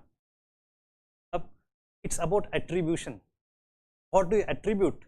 The cause, right? You have in psychology fundamental attribution error वगैरह होता है वहाँ पे, but in history we have to also go into if something is happening, why it is happening. If somebody is doing something, why is he doing that? What was his intention? Anybody coming from legal background here? Lawyer वगैरह, advocate? So one person is there. आप लोग कौन हो? Engineer हो क्या सारे? Majority मेरे जैसे ही हो. ठीक है. The point is that in legal parlance, am I audible? आवाज नहीं आ रही है. सर स्पीकर बंद हो गए. Am I audible now? Am I audible online? Clear? Okay. So in legal parlance, let us say there is some crime happening and you want to prove the crime in the court of law. What do you do? That exactly the courtroom drama is nothing but historian's craft. Same, nothing else. To create the truth, recreate the truth. But how do you do that? You need evidences, you need witnesses, circumstantial ho, direct ho, material evidence ho, jo kuch. So that is your facts and sources, right? But then you have to not only prove that I killed you, you have to also talk about why did I kill you. जब हम हिंदी में कहते हैं हाजिर आते ही दफा something something सजाए मौत, उसमें बात किसकी होती है? मौका और मकसद. right? मौका और मकसद. मौका मतलब you have to show the opportunity for me to kill you. I should not have alibi, मैं कहीं और नहीं हूँ. That is true. So you have to have fact that I killed you. At the same time, you have to show intent क्या है, मैं क्यों मारा तुमको. Because depending on the intent, the saza will change, the punishment will change. If I am killing you in self-defense, why would I get some kind of higher punishment? Maybe execution, फांसी जो. And if I am aggressive, well, उसके अंदर भी shades होंगे. Sometimes I may be hot-headed. Just I flipped, psychological collapse. So I am not in control of my own body. So I should get less saza. Sometimes it's a cold-blooded murder, पूरा plan करके होशो हवस में. Then it gets highest saza.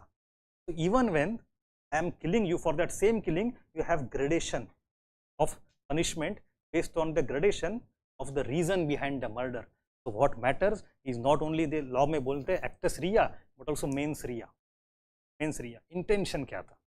In history also, when you talk of the causation method, we are interested in mens rea. The first part was actus rea. What is historian doing? He is his own judge, jury and वकील at the same time. तो खुद का काम है source लेके आना, analyze करना, proof करना, लिखना और कहना देखो this was the truth. So historian is all these three tasks put into one. उसके दिमाग में कोट चलता है हमेशा, तो चलना चाहिए. That is the craft of historian when it comes to method. Now based on different eras, different persuasions, different ideologies, you may have different methods and different lenses through which you prove causation.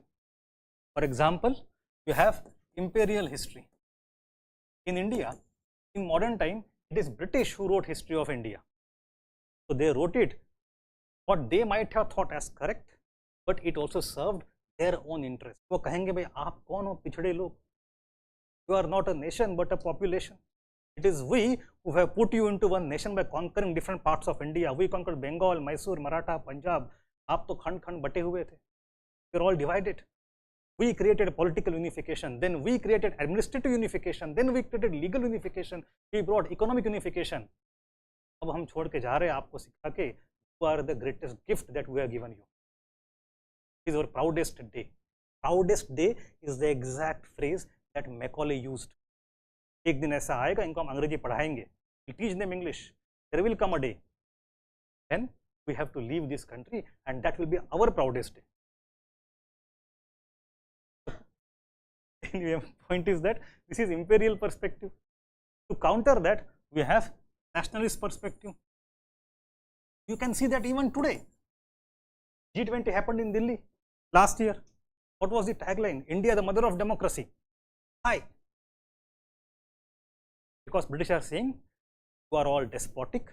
आपके पास civilization नहीं. You are not cultured. It is our gift to you. Enjoy the democracy.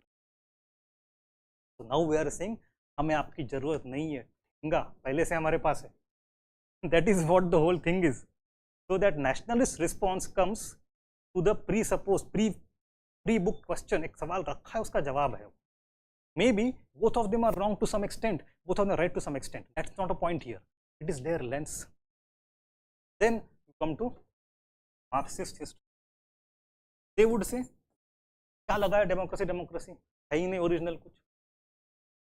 At no point of time in the history of the world, there was democracy for all people and there was no class. Classless society चाहिए, तो future में आएगी.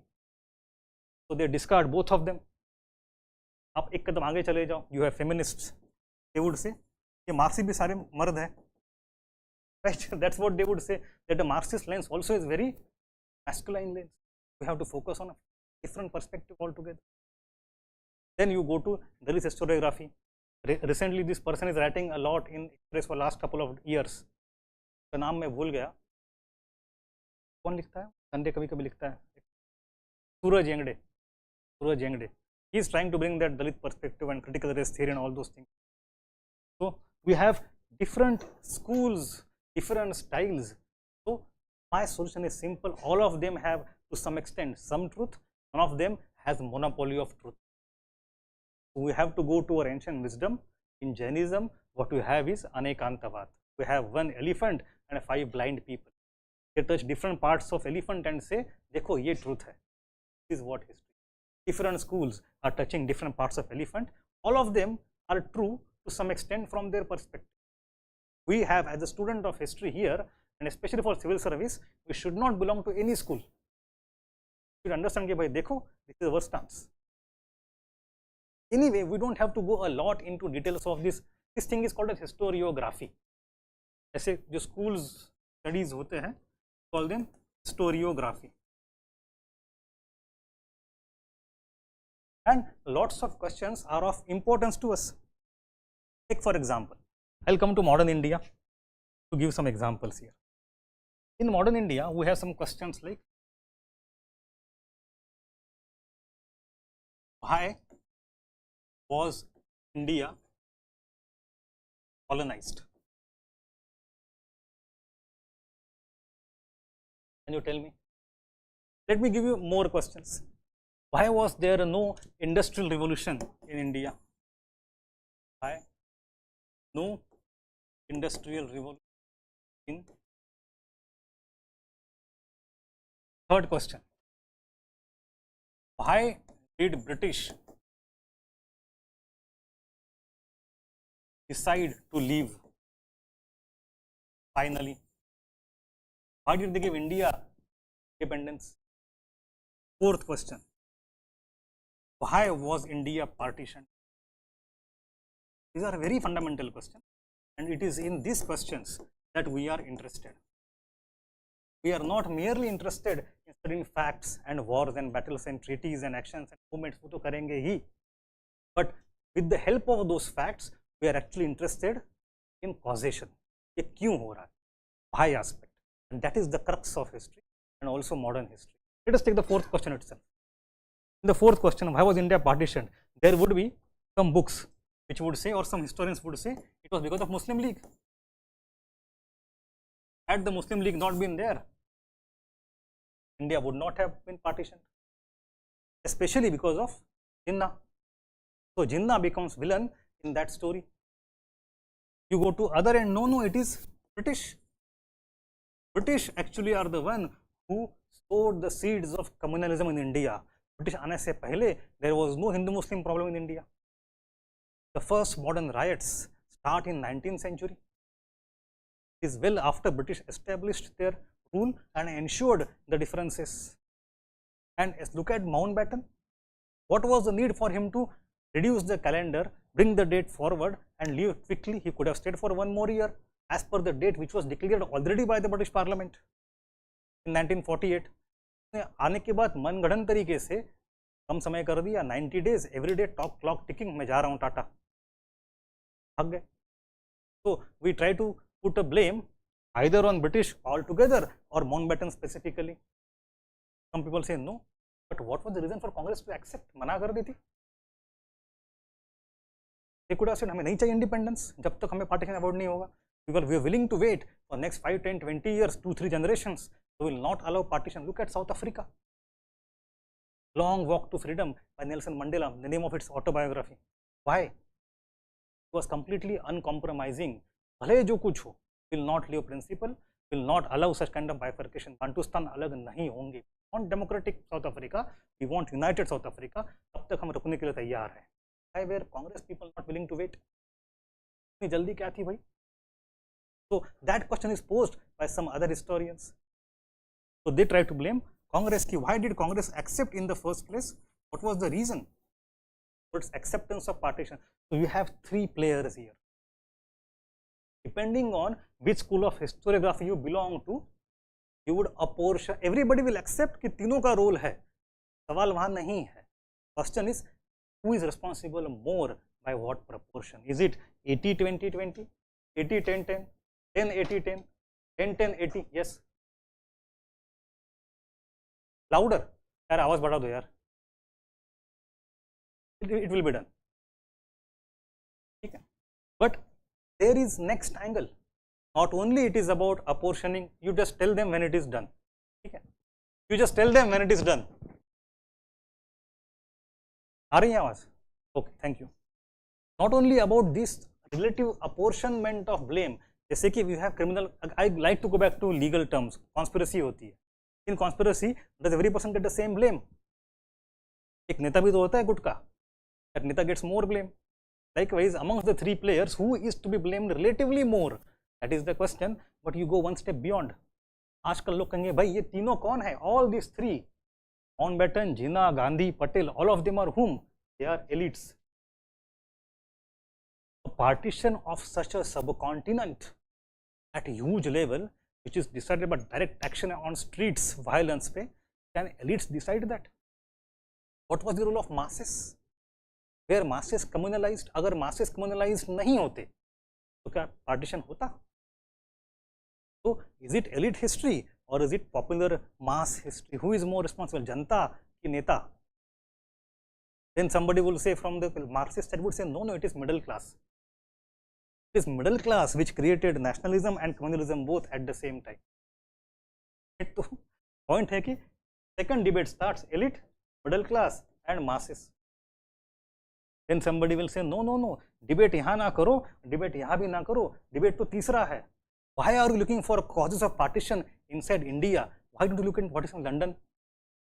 Maybe there are some pulls and pressure in London politics, in British Parliament, right? There was obviously Labour government or this imperial Churchill गया, Attlee आया, जो कुछ है.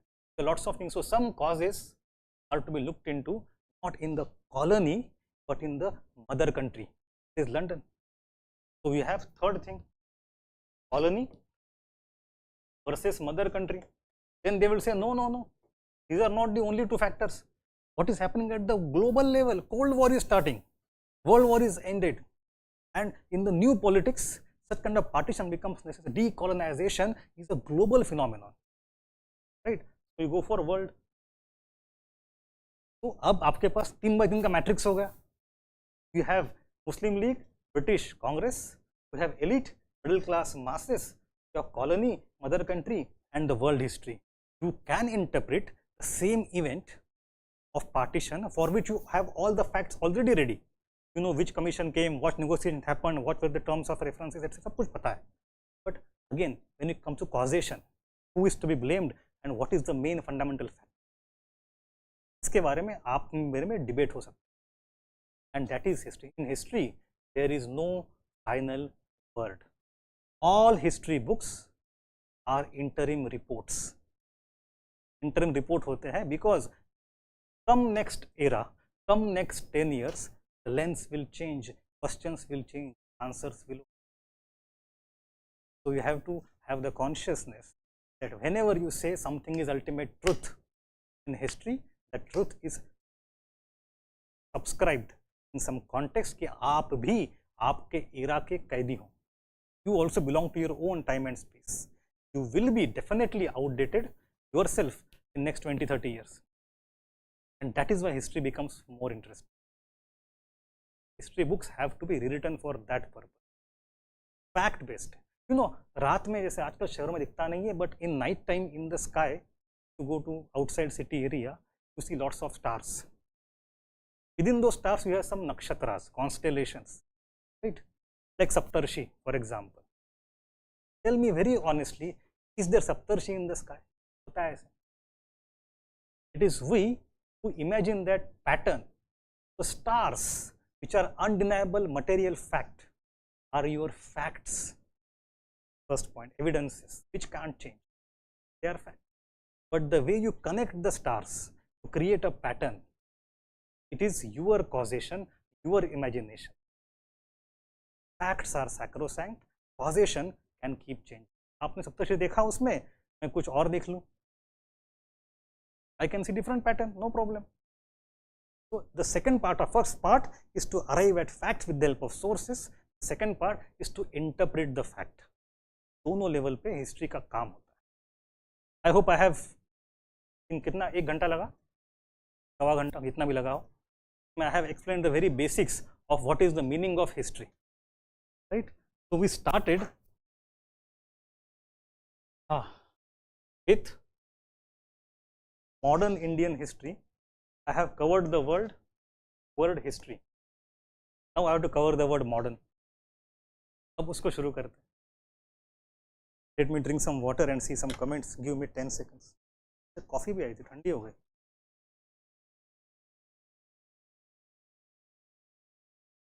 Okay, I am audible and no, not many comments. Okay. So let us go to the word modern. What do you mean by modern? Anybody?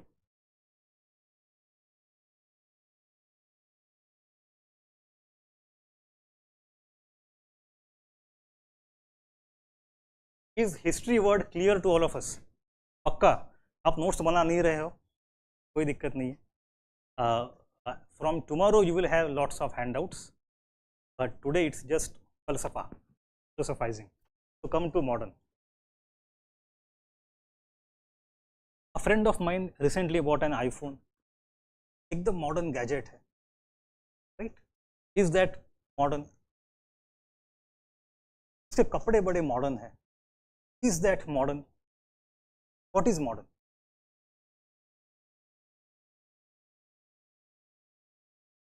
तो वो तो अलग बात होगी. What the term modern, what does it mean?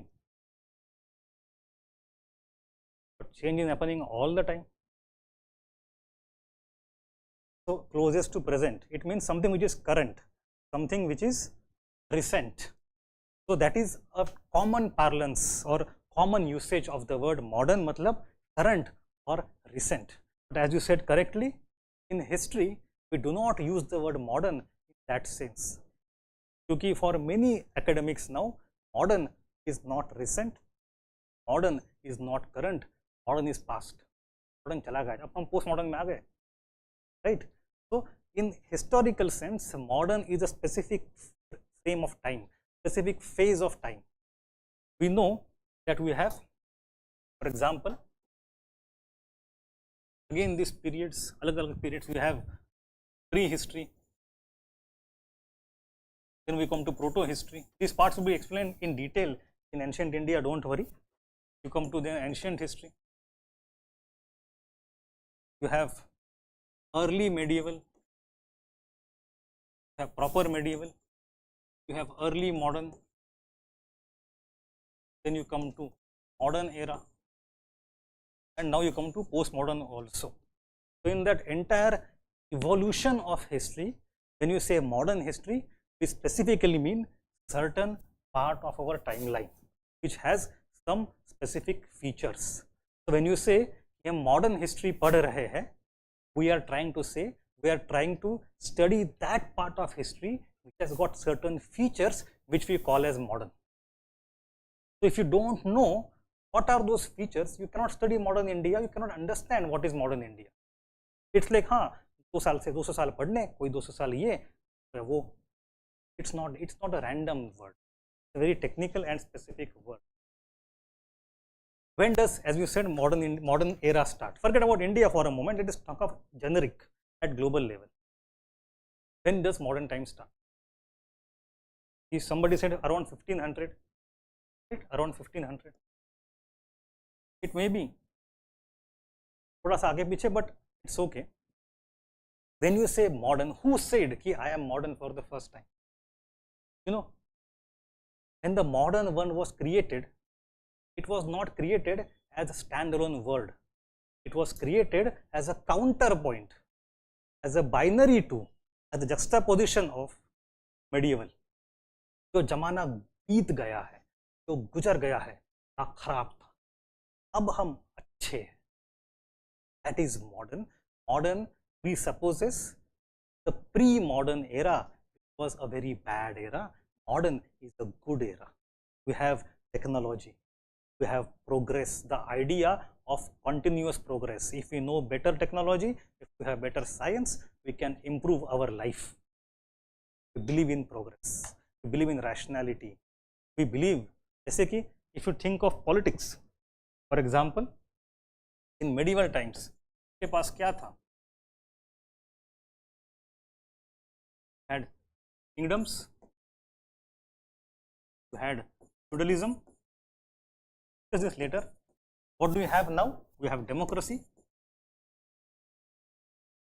we have constitutions. The difference, politics, you had rule of men, Now you have rule of law. It's a very modern concept. You have, for example, in the past, social hierarchies. You had slavery. There is caste system. There is racism. There are different types of social hierarchies. There is loyalty. There is chivalry. I have to use that word also in the medieval context. अब ये सब नहीं है, मतलब ideally नहीं होना चाहिए. When you say modern, what we have is equality. You have human rights, fundamental rights in our constitution, or FR for us in India. Right? You have no more rule of the church. In the medieval time, you have universal church, rise of Islam. What we have now ideally is secularism, individualism. Right? These are the aspects of modernity.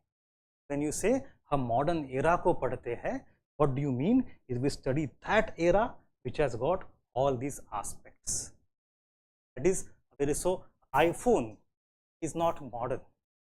एक आदमी, like our previous Prime Minister Manmohan Singh, पगड़ी पहनते हैं.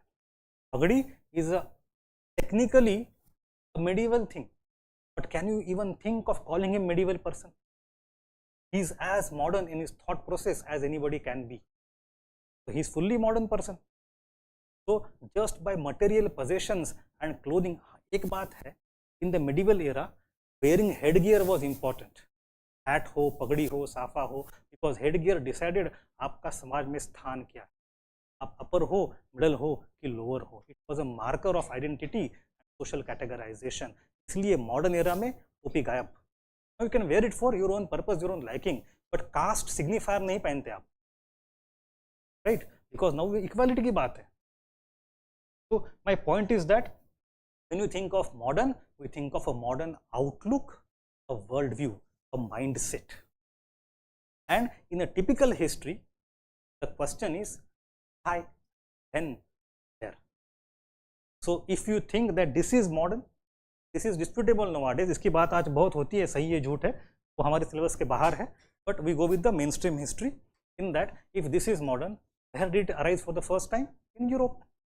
We know those typical 6-7 processes which actually brought this change from so-called medieval to so-called modern. आपको पता है ये कब हुआ categorization पहली बार? 3-phase periodization. I am standing in modern times. मेरे पहले वाला जमाना बड़ा खराब था. It was all dark age and it was in rumps. And even before that, before the church became dominant, we had Roman Empire, we had Greek city-state. That was a glorious age and golden age and cluster. So a modern man somewhere in 15th, 16th century decided for himself, by himself, this is a modern era. Before that it was medieval era, and before that there was ancient. Ancient was golden age, middle was dark age. Now we are coming out of dark age, a dismantling region, bringing secularism, dismantling old kingdoms, bringing nation state. That is the transition of modernity. सवाल ये है ये क्यों हुआ? In the case of European history, we know we have Renaissance in the field of art and culture. We have Reformation in the field of religion, which created Protestantism and nation states. Then we have scientific revolution at both levels, at scientific level of Newton and Galileo, etc., at principles, basic principles, fundamental ideas, also at technological level, printing press has and lots of things, gunpowder, etc. Then we have age of discovery and commercial revolution, which created for the first time a middle class, which was a vocal and political power. After commercial revolution, we have enlightenment, which applied those principles of rationality, secularism, individualism to everything in the life. And then you have political revolutions, first one being American Revolution, 1770s, which created first constitution in the world, modern constitution. Very soon was followed by French Revolution, and then you have Russian Revolution, then you have Chinese Revolution. Each one has its own characteristic. All these processes together, collectively, over hundreds of years, created what we call as modernity. All this, ये इतना आसान change नहीं रहा, it took efforts, it took battles, it took, आज जहां पहुंचे हैं, we are having the fruits of modern. अगर आपको कोई पूछता है कि you get time machine, where would like to go in the past, कहीं मत जाओ, this is the best time in the history of humanity right now. आज जो lower middle class person enjoys the fruits of technology and welfare government, उसकी जो lifestyle है which is much better than the 13th century English aristocrat। मजाक नहीं कर रहा हूँ, फ्रिज नहीं था, बर्फ मिलने में लाले होते थे, दवा एंटीबायोटिक्स नहीं, आदमी खांसी से मर जाता था, right. So my point is that modern era has given you the fruits of health, technology, education, industrial revolution, everything. So is it a good era? What do you think? To some extent, yes, but it is the same era that has also produced world wars, killing machine, propaganda mechanism इतना भयानक है, you don't even know what is truth and what is not truth today. Think of five personalities in the midst of the 20th century. We know Hitler, known for Holocaust, killing 60 lakh Jews. We know Stalin, known for Stalinist purges, killing 30-40 lakh people. We know Mao, through cultural revolution, killing equal amount of Chinese. We know Truman. Truman was American president who dropped atom bomb on Hiroshima and Nagasaki. And we know Churchill, who killed almost equal number of people right now in Bengal in 1943. 30-40 lakh आदमी मरवा दिया उसने। So all these five people, there is no hero and no villain, or rather all of them are villain in a way for us in India, including Churchill. Churchill's Secret War एक किताब भी है। Point is that it is the modernity and its technological apparatus which gave us the capability of killing hundreds and thousands in a matter of seconds. Genghis Khan को मारने को सालों लगे थे, में सेकंड लगते हैं। Is modernity good or bad? So when we see, we want to study modern India, we have to study how all this both package of good and bad that was developed somewhere outside India was thrusted upon us.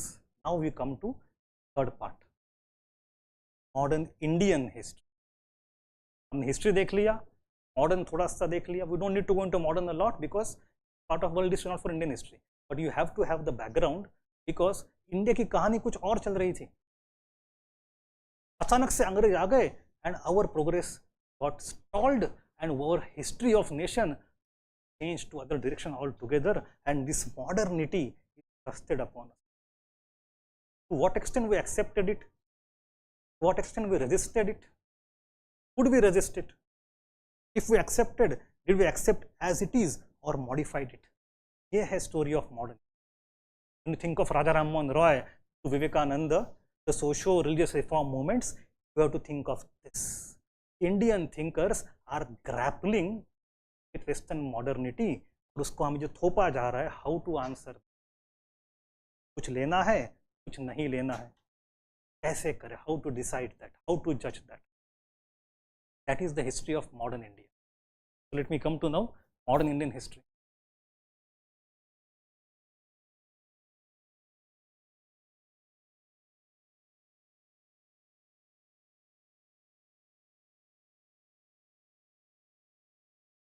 Let us go to a timeline.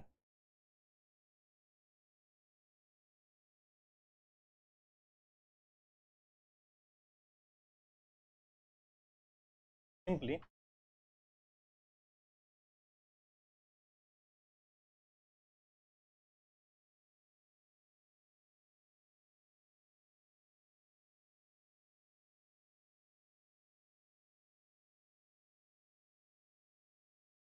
you have about 500 years of history over here, which we study in modern India. आपको पता है इस phase को पहले क्या बोला जाता है? Modern India was not called modern India earlier. What was it called?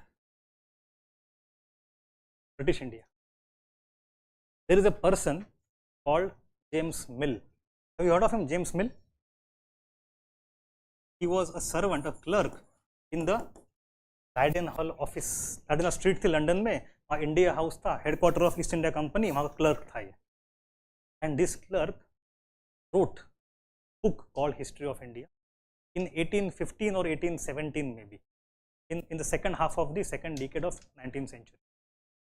And he partitioned India's history. तो हमने कहा ना यूरोप में जो हो गया, they decided we are modern, पहले medieval black age, dark era, उसके पहले ancient classical age. This kind of tripartite periodization model was thrusted upon us by the British. We never thought of history that ever. हमारे मन में time कैसे था? Cyclical. 4 युग आते हैं, सत्य युग, द्वापर युग, त्रेता युग, कली युग. And within those yugas, we had different ages, Gupta age, this age and that age. So we did not think of time as a linear progressing entity with continuous evolution of human capability for betterment of life. It was not our concept. But चलो ठीक है, ले आते हैं अंग्रेज, वो भी नहीं किया. When they brought their modernity and thrusted upon India, they purposefully distorted it, and then they thrusted.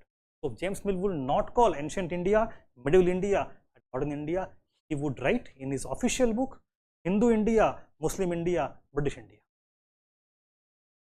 This is a communal mind, and his book actually became the textbook for all the ICS officers for generations to rule India. वो वहाँ पे अंग्रेज यहाँ आने से पहले back in England they were indoctrinated in that kind of thinking, and then they were sent to India as rulers. And this is such an illogical division. What is Hindu India? Where are Buddhists? Where are Jains? And do you decide the name of the era based on religion? Why not region? Why not language? Okay, if that is the reason, come to medieval India. Are all the rulers of medieval India Muslims? And who is Krishnadevaraya? Who is Shivaji? Chalo theek hai, let us accept even then that there is Hindu India and Muslim India. Now why is not there Christian India? अब अंग्रेज कहाँ से आ गए बीच में? So this is the thinking, a very insidious and dirty thinking, which was used to communalize British Indian administration, and gradually over next 100 साल तक that became the text. In the text, in 1915 or 1905, Vincent Smith wrote next version of books, और फिर किताबें change. E.A. Smith, Vincent Arthur Smith. So anyway, so this is imperial history. Nationalists had to respond. उन्होंने कहा ना, we don't accept this Hindu, Muslim and British. We have to use the neutral term, secular term. Let us go to ancient, medieval and modern. But even then the problem remained because the years were the same. बस नाम change करके क्या होगा? You have to find out. When I say history is the study of not past but change, then something has to be different in ancient and then medieval. तब तो उसका कुछ मतलब है, वरना सबका ancient बोल दो. If you are using different term, you have to prove there are certain characteristics of the age which are unique, which are defining. Only then you can give it a name. अभी तो कुछ मतलब है. So this is an ongoing debate. But point here is that come to this modern India, so-called modern India. Here you will see there are certain important events. In 1498, who came to India? Vasco da Gama. उसके 50 साल पहले Columbus कहाँ गया था? Columbus or West Indies rather, to be very specific, but American continent. Yes. So we have this age of discovery in Europe, and in that age of discovery they have started to come to India. This is the arrival of Portuguese. Portuguese remained important for almost this era till 1580s, when Portugal was captured by Spain, and then the decline started. In 1600 you have British East India Company established. In 1602 the Dutch one. So Dutch 2 साल बाद में आए, but Dutch got good head start. British were very feeble. They couldn't do much for 100 years. Dutch आगे चले गए, पीछे से आगे चले गए.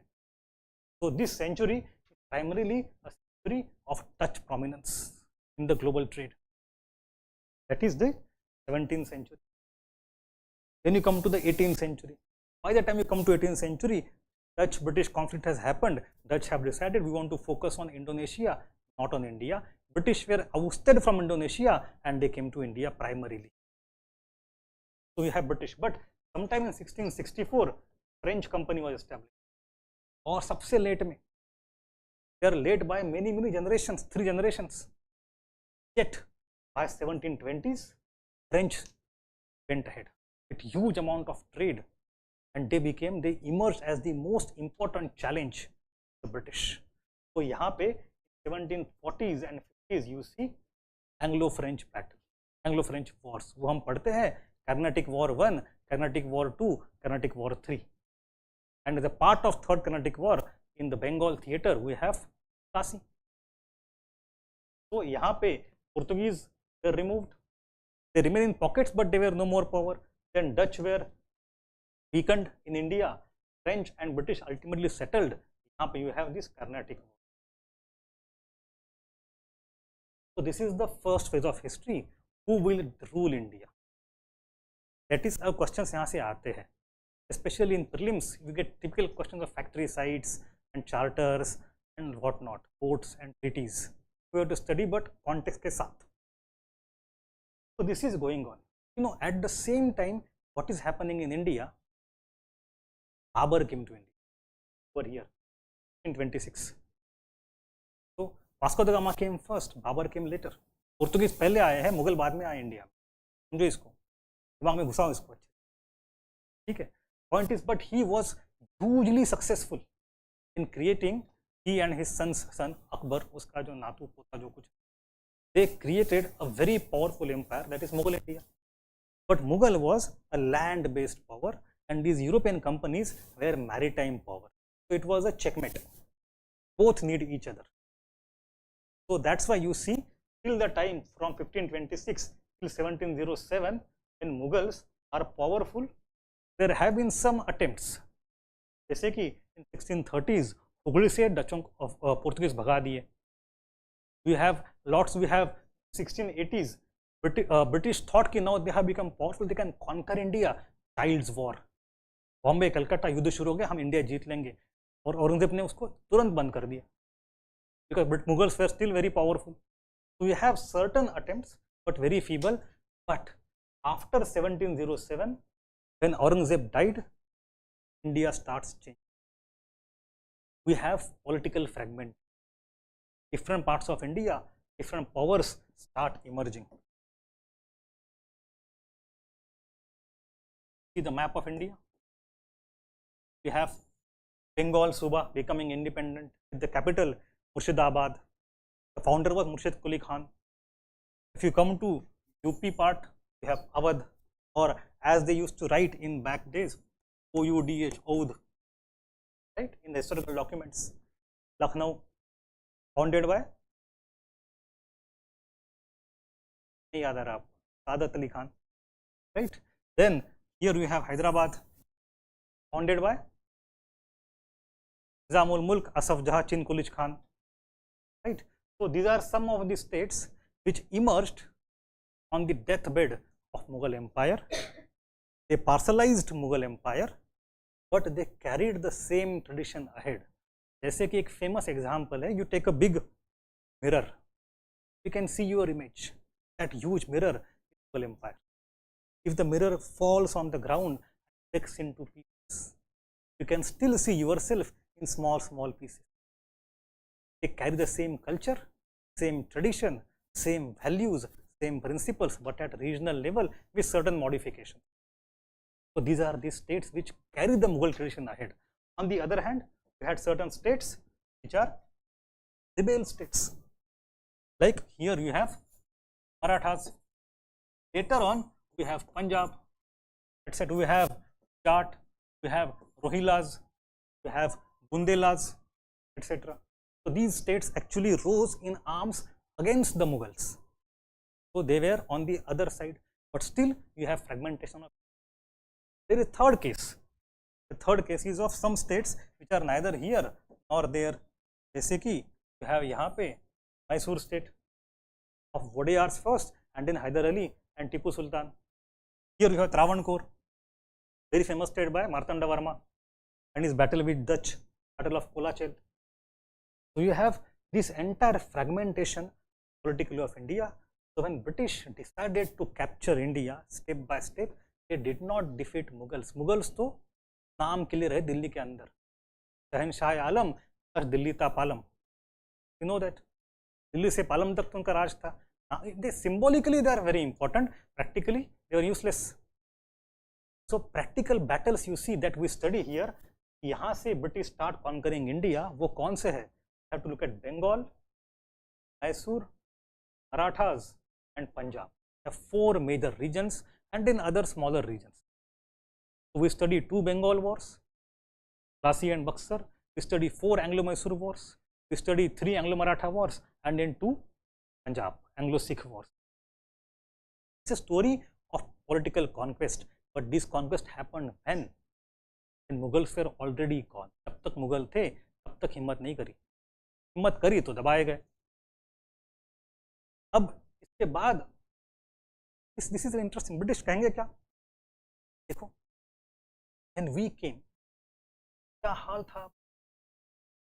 We were all fighting against each other, as Dalrymple calls the phrase that Dalrymple used in the Anarchy किताब एक Anarchy नाम की, it's village against village and town against town. सब लोग झगड़ा कर रहे हैं. It's full of capacious. We are here. हम आपको आपसे बचाने के लिए गुलाम बनाएंगे.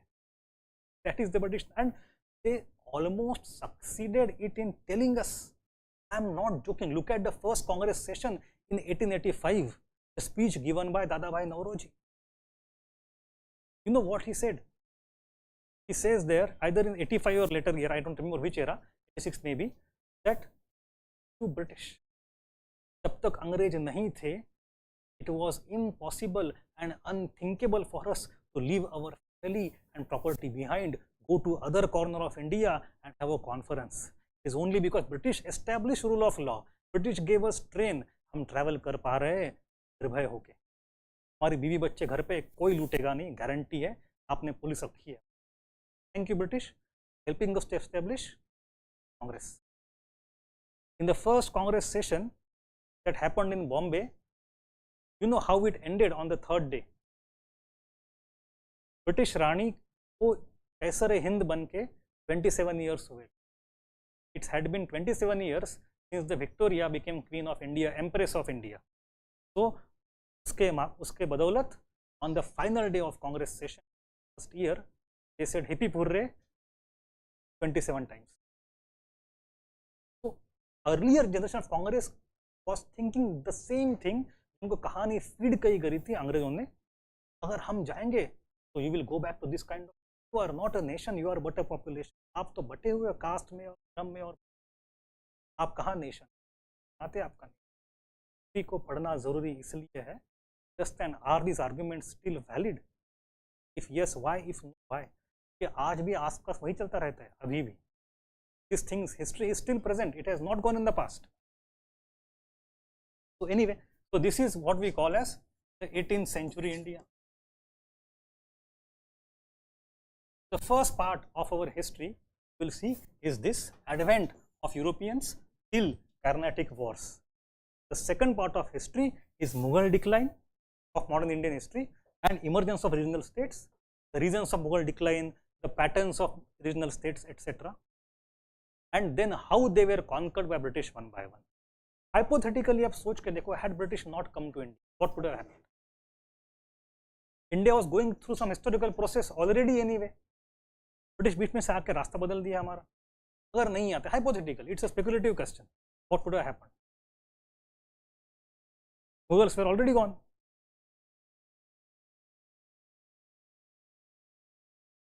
You never know. देखो, you have to look at the, we cannot imagine randomly in the vacuum. You have to think based on what was the trend at that time, and secondly what happened across the world. Take the example of Japan. There was an attempt to colonize Japan. Admiral Perry went there in the 1950s. Japan was forcefully opened up.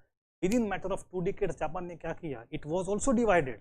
There were shoguns, shogunates. They voluntarily came together they said we want to unify once more, cannot have this political division. Our king जो Kyoto में है उसको Tokyo में लेके आओ, पश्चिम से पूरब में, and let us create a new state under the name of the king, sun emperor. It was called Meiji Restoration. Japan ने समझा we need to politically unify ourselves. Not only that, we need to be able to defend ourselves. ऐसे करेंगे, we also need to have equally strong army. वो कैसे आएगी? We need to have equally strong resources. वो कैसे आएंगे? We need to copy West. Industrial revolution. So within one generation, Japan did that. One generation from 1860s to 1890s, complete country change. Sub change. That was the will, and that is one example. The other example, Shashi Tharoor was asked the same question in one interview. He said that among all the powers in India at that time, one power that was becoming all India power was the Marathas. And Marathas might have become all India. They might have replaced Mughals completely. Question is not that. Maratha Empire aa jata. That is not the point. Koi na koi aa hi jata. What would have happened then? Was there any potential within that pan-Indian empire to move towards industrial revolution and to move towards modern democracy? वो था या नहीं? आपको मुझे नहीं पता. We cannot judge because we never were given opportunity. There is a book written in Bengali in 1900, Swapner Labder Bharat Itihash. Anybody Bengali here? आप लोग कहाँ से हो सर? ना हिस्टोरियन है ना एक लीगल आदमी निकला. Which part of India do you come from? North. North is fine. Largely north only I can understand that. But which part of north? Punjab is one. Rajasthan, UP, MP, Maharashtra, Haryana. So north of Narmada mostly north of Narmada. The point is that we were never given opportunity. Was my point. Anyway, come here. So this is the second part, 18th century India. Then starts the third part. Do we have time? आपका आधा पौना घंटा है ना और? है ना? So let me come to the PDF now. I have discussed this part. I have discussed the second part also. We'll discuss all these details later on as we go chapter by chapter. I want to give you the big picture only today. Then I have this table. I think this is a very important table for us to understand.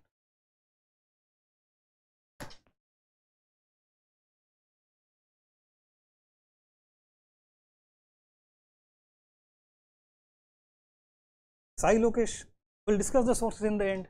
Sources, I am the source. Okay. I'll give you all the names of books that are required. Don't worry. So history में sources का profusion है. Problem is not the paucity. Problem is the profusion and what not to read. ये बात end में करेंगे. Try to understand. थोड़ा पानी P low. अब सवाल तो पूछते हो नहीं तो I can't get break to drink. पूछो.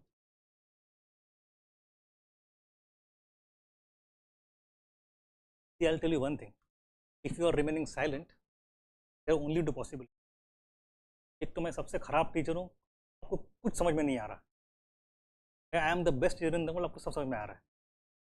I have no idea. Anyway, come to this. Now let us come to the next phase, the colonization. Creating colonies was also an outcome of such kind of modern era. It started in Europe. That's the dark side of modernization or modernity. So modernity is, जैसे हम कहते हैं ना, in the Greek city states back in the ancient era, there was democracy for select few. The democracy was standing on the dead bodies of slaves. It was not actual democracy. Demos जो है is just those Greek people. Similarly, the modernization or modernity of Europe standing on the skeletons of rest of the world by creating colonies and holocaust and whatnot. But anyway, we have to see colonization, or rather the enforcement of modernity is not very easy process. It is hugely violent, and we cannot sanitize that violence. We can, when we think of violence, हम सोचते हैं Jallianwala Bagh. How many people were killed in Jallianwala Bagh? Government report said 350 and Congress report said 1000 plus, 1000, 2000. Every life is important, no doubt, but now compare that 1000 number with what happened in this very city of Delhi 1857. The moment Delhi was recaptured by British, in 3 days पूरे शहर में एक पेड़ ऐसा नहीं था जो लाश लटक नहीं रही. Everybody above 17, 18 and below 50, 60 was killed by British. 30,000 people were killed in 3 days. तो हल पढ़ते भी नहीं थे, लड़े भी नहीं थे, घर के common people just to take British. And in over next couple of months, the total executions out of retribution, not war casualties, retribution were more than 1 lakh. Should not forget that. Modernity is imposed upon us in a very violent manner. So you have to look at that also. हम बात करते English language I, it's good. Now imagine कितना ऐसे when history is present, सोचो, I am speaking in English. You have come here to understand British history of India, to appear to the exam conducted by UPSC since colonial time, to become IAS which was ICS. तो आप और मैं तो अभी अंग्रेजी से जी रहे हैं यहाँ पे, right now, right here. You have to be cognizant of that. Anyway, come back here. Now from 1750s, when the Plassey happens, till 20th century, this period is divided into 3 phases. The mercantile phase, industrial phase and financial. I have to explain this very well because history is no more to be studied as list of facts, list of governor generals and their policies. तो किताबें market में मिलती है like Spectrum. I recommend not to read that book. Purchase a book, you buy a book, you will have FOMO, I know that. आप खरीद के लाओगे, रखो. If you need any point of time, खोल के देखो, but I strongly advise against book called Spectrum, because it is merely collection of facts, does not illuminate you, does not make you a thinking person. Don't see history, you just see facts, and without that you can't clear the exam. See history properly. So my strong advice to all of you, अगर आपको FOMO हो रहा है, Spectrum खरीद के रखो अलमारी में, no problem.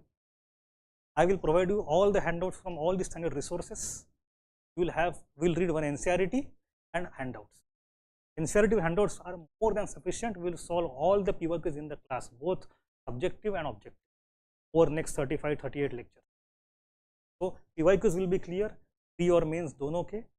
Content will be provided every single day, a handout of 10 to 15 pages.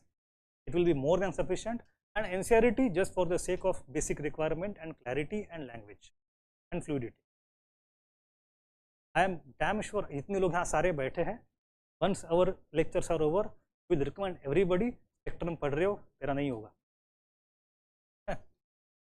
My point is that keep that book for collection of facts as a reference. कभी जरूरत पड़े तो it is not required, because I am going to tell this table. This table will tell you why I am saying that. Now imagine this, that you are a country like England, you want to go to far off country, bring your army, take efforts for generation and create empire, create a colony. Why? What is the motive? ऐसा सीधी बात है. So there are some other reasons like national pride and spread of religion, evangelism, that are there, but the fundamental motive is profit.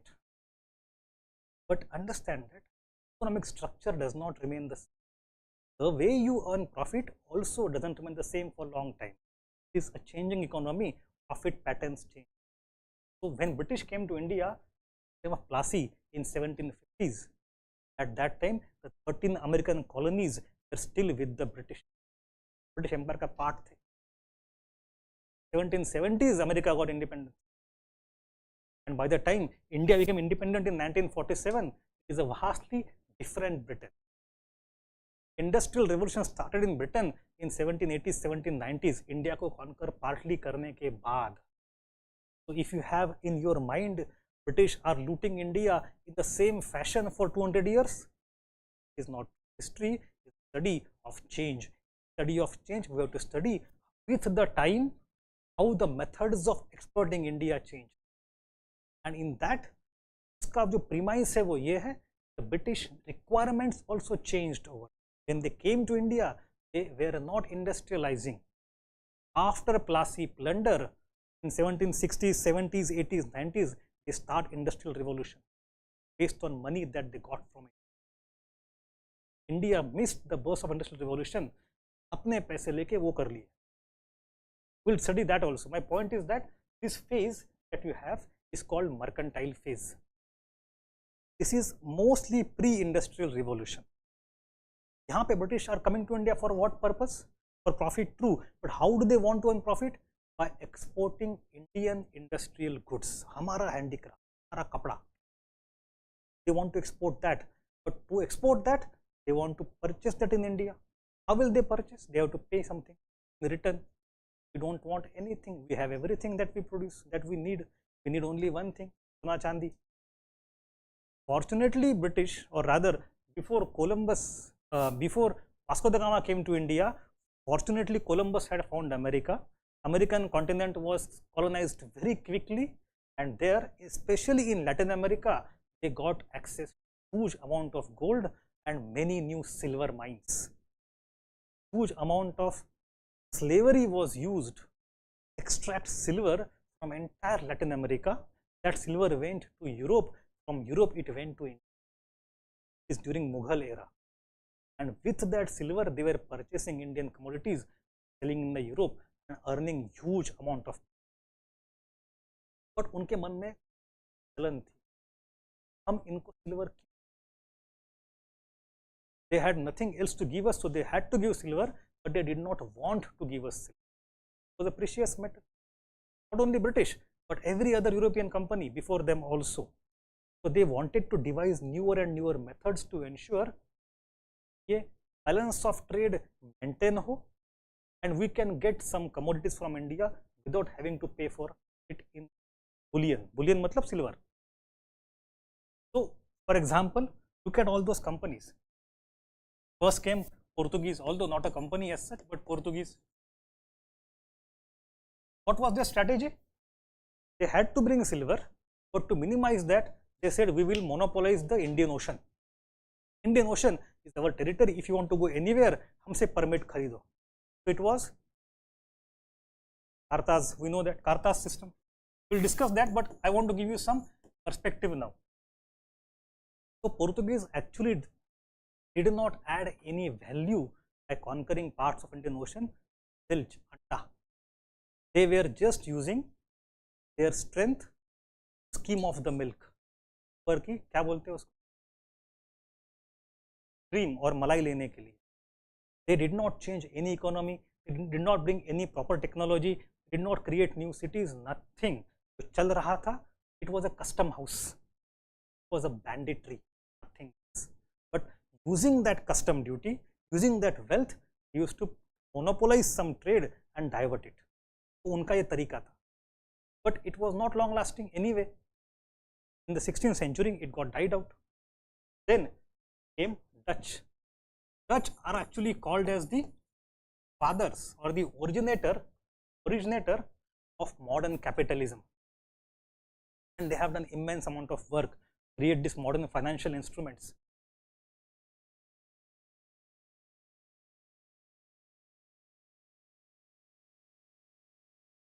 Simply कहा जाए तो it is a profit motive.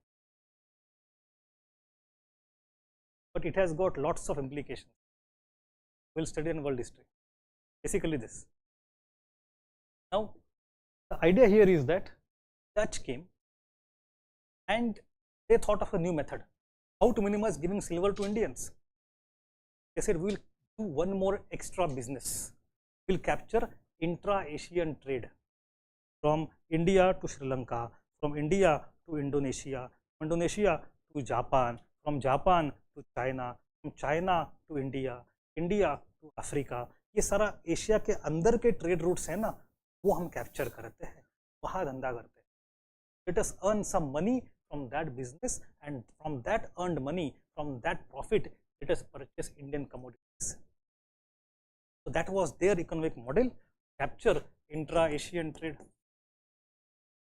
But it was also not completely successful. Then came British. British were more flexible. They were like Reliance. Matlab, we don't want to get attached emotionally to any single commodity. Portuguese tried to monopolize paper. Dutch wanted to monopolize textile. हमें कोई फर्क नहीं पैंदा, जहाँ से profit मिले हम सब करेंगे. So they tried to expand the commodity basket. जो प्रॉफिट है सब करेंगे. Indigo okay, gunpowder okay, जो कुछ चाहे सब में बिजनेस. तो expansion of commodity basket, that was their method to be flexible to get into this territory. Then came French, little late. French were most ingenious. They had a different method. They created an army of Indians.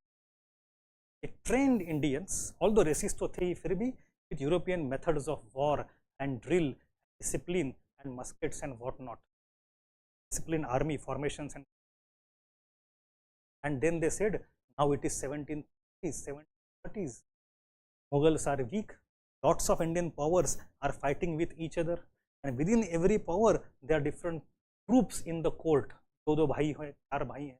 We have inside family some competition to get the throne, and outside that wars between two neighboring states all the time to expand their territory. बड़ा मौका अच्छा है. Let us lend our army to Indians. एक side को support करते हैं, तो थोड़ा पैसे देते हैं, उनको अपनी आर्मी देते हैं. अपनी आर्मी तो बेटर है, European drill, modern technology, and using our army, if one side wins over other side, खूब पैसा मिलेगा. Will have political leverage inside the local court, and then will use that expand our commercial mode. That was widely successful. That was the same model that Clive used in Plassey later. Clive is not original. He is mostly adventurous but not innovator. Innovation to French का है, in Carnatic. That was a French model, and using that influence in the court will earn money and will shut out every other company and will have profit. British आते हैं. British said, अच्छा, we will copy you.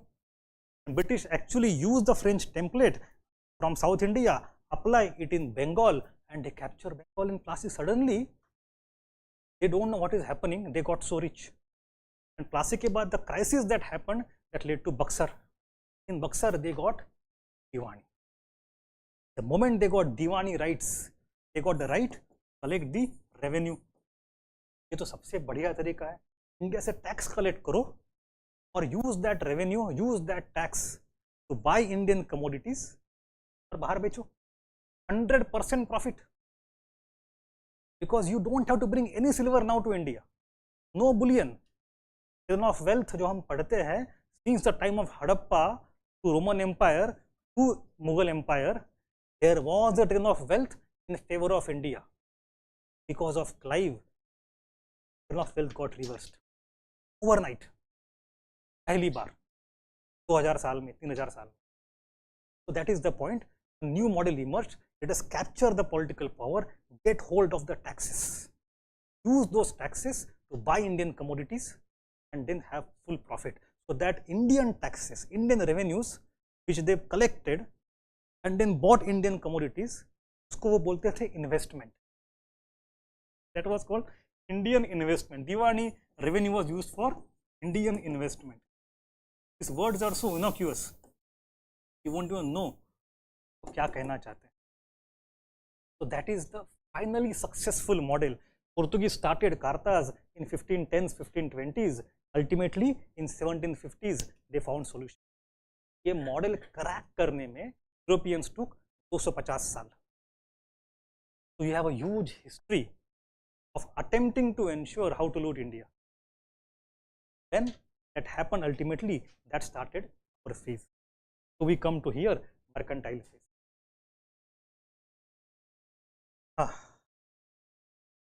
So my point was, in every phase they had a different pattern of looting India.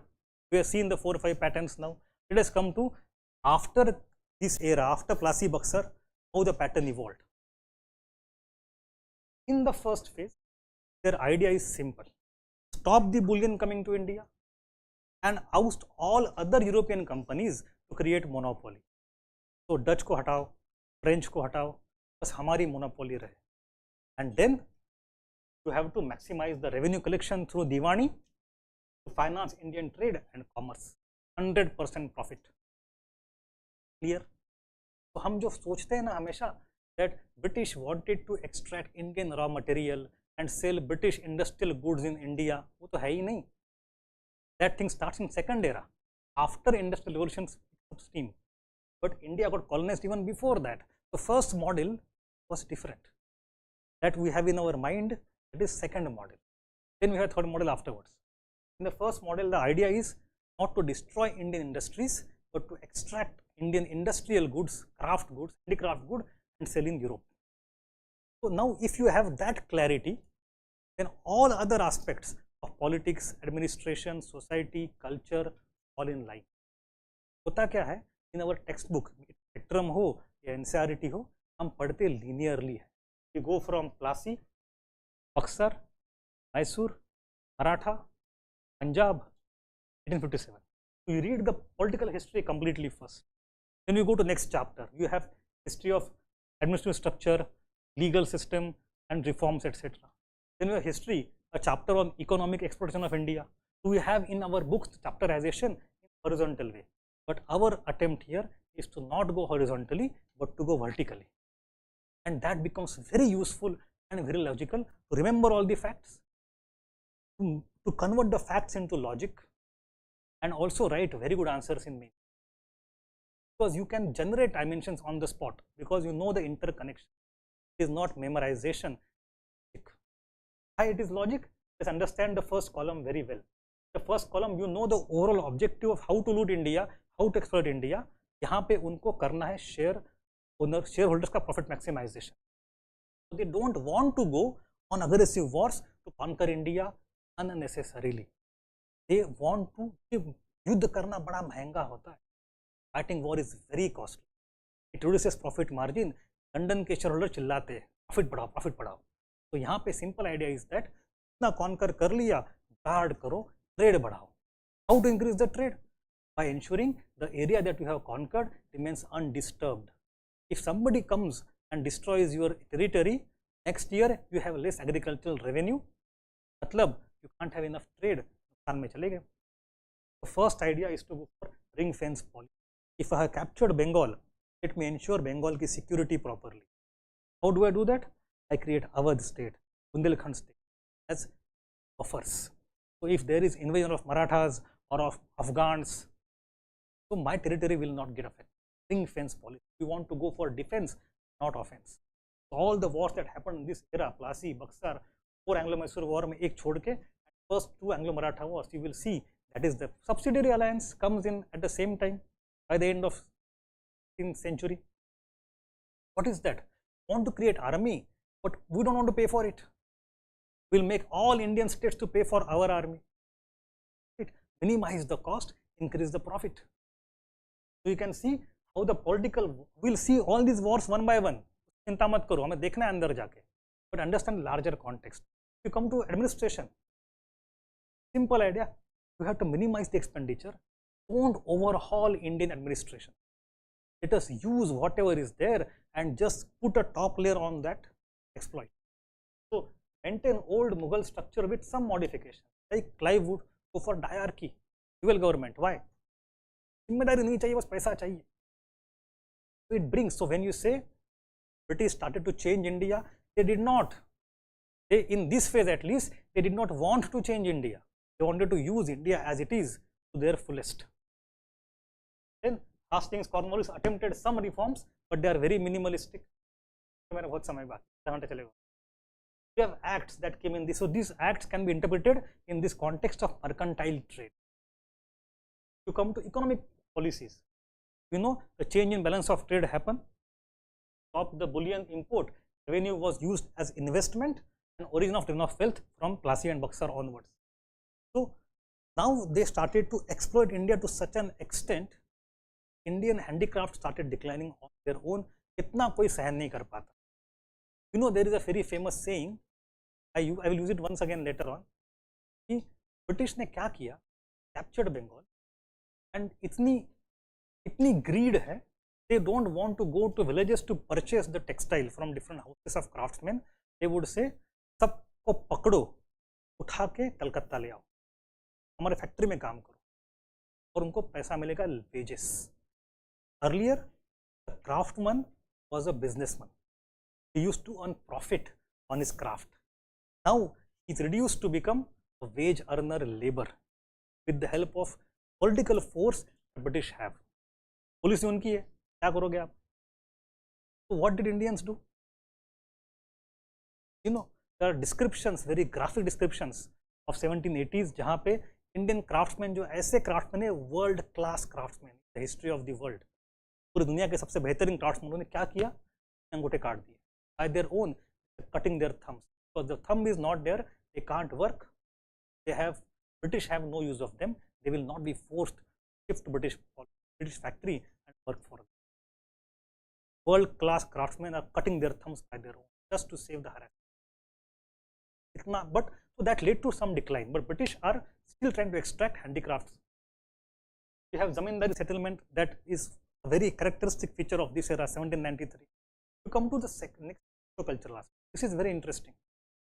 British wanted not to interfere in India, because if you interfere, if we bring modernity, तो खर्चा आएगा.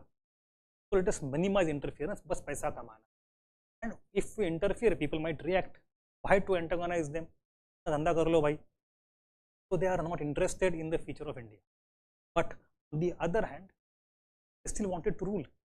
How to rule without interference? By being insider. It was a reverse acculturation of. They said India बहुत बड़ी. We have at that time William Jones started to translate all these things. He discovered their parent language and all those things. English and Farsi and Sanskrit all have the same roots, Indo-Aryan language, etc.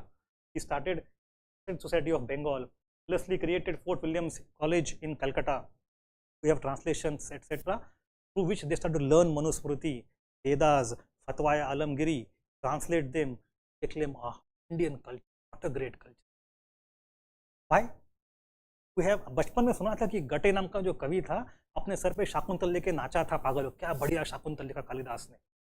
So on one side they have a genuine appreciation of Indian culture and art and history and all this poetry, etc. I am not doubting that, but look at the other purpose. The intent is learn Indian languages, Indian culture, use it to rule India by being insiders. So in Fort William College, they would teach the British people Farsi and Bengali, Tamil. ये सीखो ताकि आप राज करो. They would respect your culture. हम भी कहते क्या अंग्रेज इतना बड़ा आदमी लेकिन हमारी तहजीब को मानता है. You have in the city of Delhi, in Chandni Chowk, Delhi का first resident David Octorloni. He was known 17-18 बीवियां थी, and he used to ensure कि हर दिन शाम को चांदनी चौक में 17-18 हाथी के ऊपर एक एक पालकी में मेरी बीवी नचाऊंगा मैं. Because I want to become like Nawab, like decadent Mughal Nawab. I want to follow their culture. We have a very famous painting of one governor in Bengal हुक्का पी रहा है चटाई पे बैठ के. So they are called white Mughals. They want to get a culture in Indian tradition, show that they are appreciating everything. आपका culture बढ़िया है, हम तो बस business करने आए. But their intent to rule India through being Indian. And they also want to show the world कि भाई Indian culture कितना बढ़िया है, Indian माल भी खरीद लो. So they want to create brand India at global level. जो already था, but they want to ensure it survives because they can earn more profit over that. So in the first phase, when we study till 1800s, from Plassey, जो 50 years of rule, British don't want to destroy Indian culture. They want to use Indian culture to rule over India by becoming. This is called as Orientalism. Orientalism. Now comes the next phase. In the next phase, something changes drastically and fundamentally, and that is industrial revolution happens. Now we know that when company came to India, it was given charter of monopoly by Queen Elizabeth, that you have the full rights. Nobody from England will come there. The company had monopoly of trade over India. Company could regulate who will come to India, who will not come to India for an instant. The full strategy for that. Why? From 1780s, 90s, gradually there was change in Britain. Britain underwent industrial revolution. इसका economic structure change हो गया. Instead of old aristocrats, now we have cities and industrialists. They have money, they have power. The interest of these industrialists was in contrast with the interest of the company. Company wanted to have monopoly, industrialists wanted to have free trade and competition. Company wanted to sell Indian final goods to England, but these industrial people wanted to buy Indian raw material and sell in India British final goods. तो ये तो economic model ही पूरा अलग हो गया. So company started to see enemies not in India but in England, and gradually as industries began to prosper, these industrialists became more and more prominent. Company ने क्या करा? Company started to bribe the MP. British Parliament इतनी corrupt थी, क्या बताऊँ, आज भी है वैसे, but anyway. So British Parliament is anyway at that time there was no Act of 1832, reform तो हुआ नहीं था, or pocket boroughs. So company started fielding its candidates, buying MPs. Cash for vote scam was very normal back then. But जब तक company के पास पैसा था, company gradually industrialists also became powerful. They also became rich. They also started to counter money with money, corruption with corruption. British Parliament दो भाग में बढ़. After every 20 years, when Charter Act would come for renewal, 1793, 1813, 1833, same debate. Company के पर काटो. And over 40 years, gradually, industrialists became much more powerful. Company was reduced. That phase, we started to open up India. That is this phase, industrial capital. So now the interest is changed. Now to convert India as a market for British manufactured goods. पहले नहीं था. And supplier of raw material. So reverse हो गया पूरा. So once economic interest is reversed, all the political, cultural, social, economic policies change. Let's see how. We have now the company saying we want to capture as much area as possible and bring it under direct rule as much as possible. Annexation, neo-imperialism, paramountcy. Why? Because if we have more control over more area directly or more directly, we can extract raw material easily. Then it is this time when we have, so nahi chahiye tha, but anyway, but Anglo-Maratha War and Punjab. Dalhousie comes with a doctrine of lapse the same time. Dalhousie की वो idea होगी नहीं होगी फर्क नहीं पड़ता. राजा कालस्य कारणम नहीं है. Dalhousie policy of doctrine of lapse represents the economic interest in this phase of the company. इसको समझो आप. That is how you remember things, that is how you right answers. And here at the same time you also have at the global level something called as great game. In the great game, what happened? We have Victorian England and Tsarist Russia. England is growing from Bengal to South India to Deccan to North India gradually. Russia is expanding from Moscow side to entire Siberia and then coming from Central Asia. दोनों का clash होने वाला. And there is a buffer zone in between, and the competition to have influence in that middle buffer zone between Russia and India called Great Game. It went on for 100 years. बहुत अच्छी किताबें भी हैं. Cold War अगर is a feature of the second half of 20th century.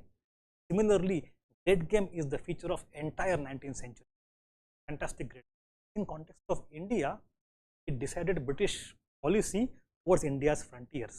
All the wars you see in Nepal, in Sikkim, Burma, Afghanistan, Punjab, Sindh, all these things in Tibet in 05, all these frontier wars are shaped by British policy. Great Game. So the two major factors that underplayed all the policies are, first of all, industrial capitalism, second is Great Game, and it decided everything. Then you come to administrative processes. Now, as the British people have to come to India for trading, and they have to go from place to place, they need security, they need safety, they need some transportation, they need Indians to work with them in certain fashion, follow some contract. So now there is a need to change India. आप कहेंगे कि Mughal admin क्या है, बेकार चीज, हम लाएंगे अंग्रेजों से, we will Europeanize Indian administration, will change the laws. So we have Indian Penal Code written in 1830s but promulgated in 1860s. We have Contract Act. So gradually entire administration and legal structure of India started to undergo change. You have Agis and Pindaris being suppressed completely. In case of economy, again you see, they don't want to increase the direct connection. We don't want middlemen. We want to have direct rule. So in zamindari system, zamindars were middlemen, that became a problem for them. So in Rayatwadi and Mahalwadi, you'll see them, there is no middleman, direct connection with the people. So it represents industrial phase. Zamindari represented mercantile phase. Difference है दोनों में. जमाना का दस्तूर बदल गया है. You come to next thing, they want commercialization of agriculture. They want to export not textile anymore, but cotton.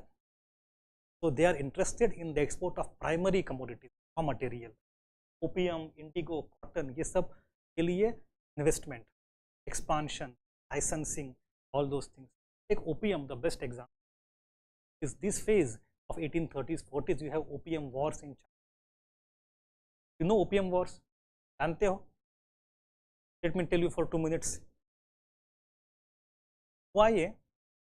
There is a queen called Catherine of Braganza. She married into English family a few decades ago, and usko she changed the culture of British royalty by introducing chai, tea. चाय पियेंगे, एकदम elite culture. चाय मतलब इतनी बड़ी चीज, exotic चीज. तो अंग्रेजों की फैमिली ऐसे राजा महाराजों की बैठती थी और चाय पीती थी, तो बड़ा इवेंट होता था.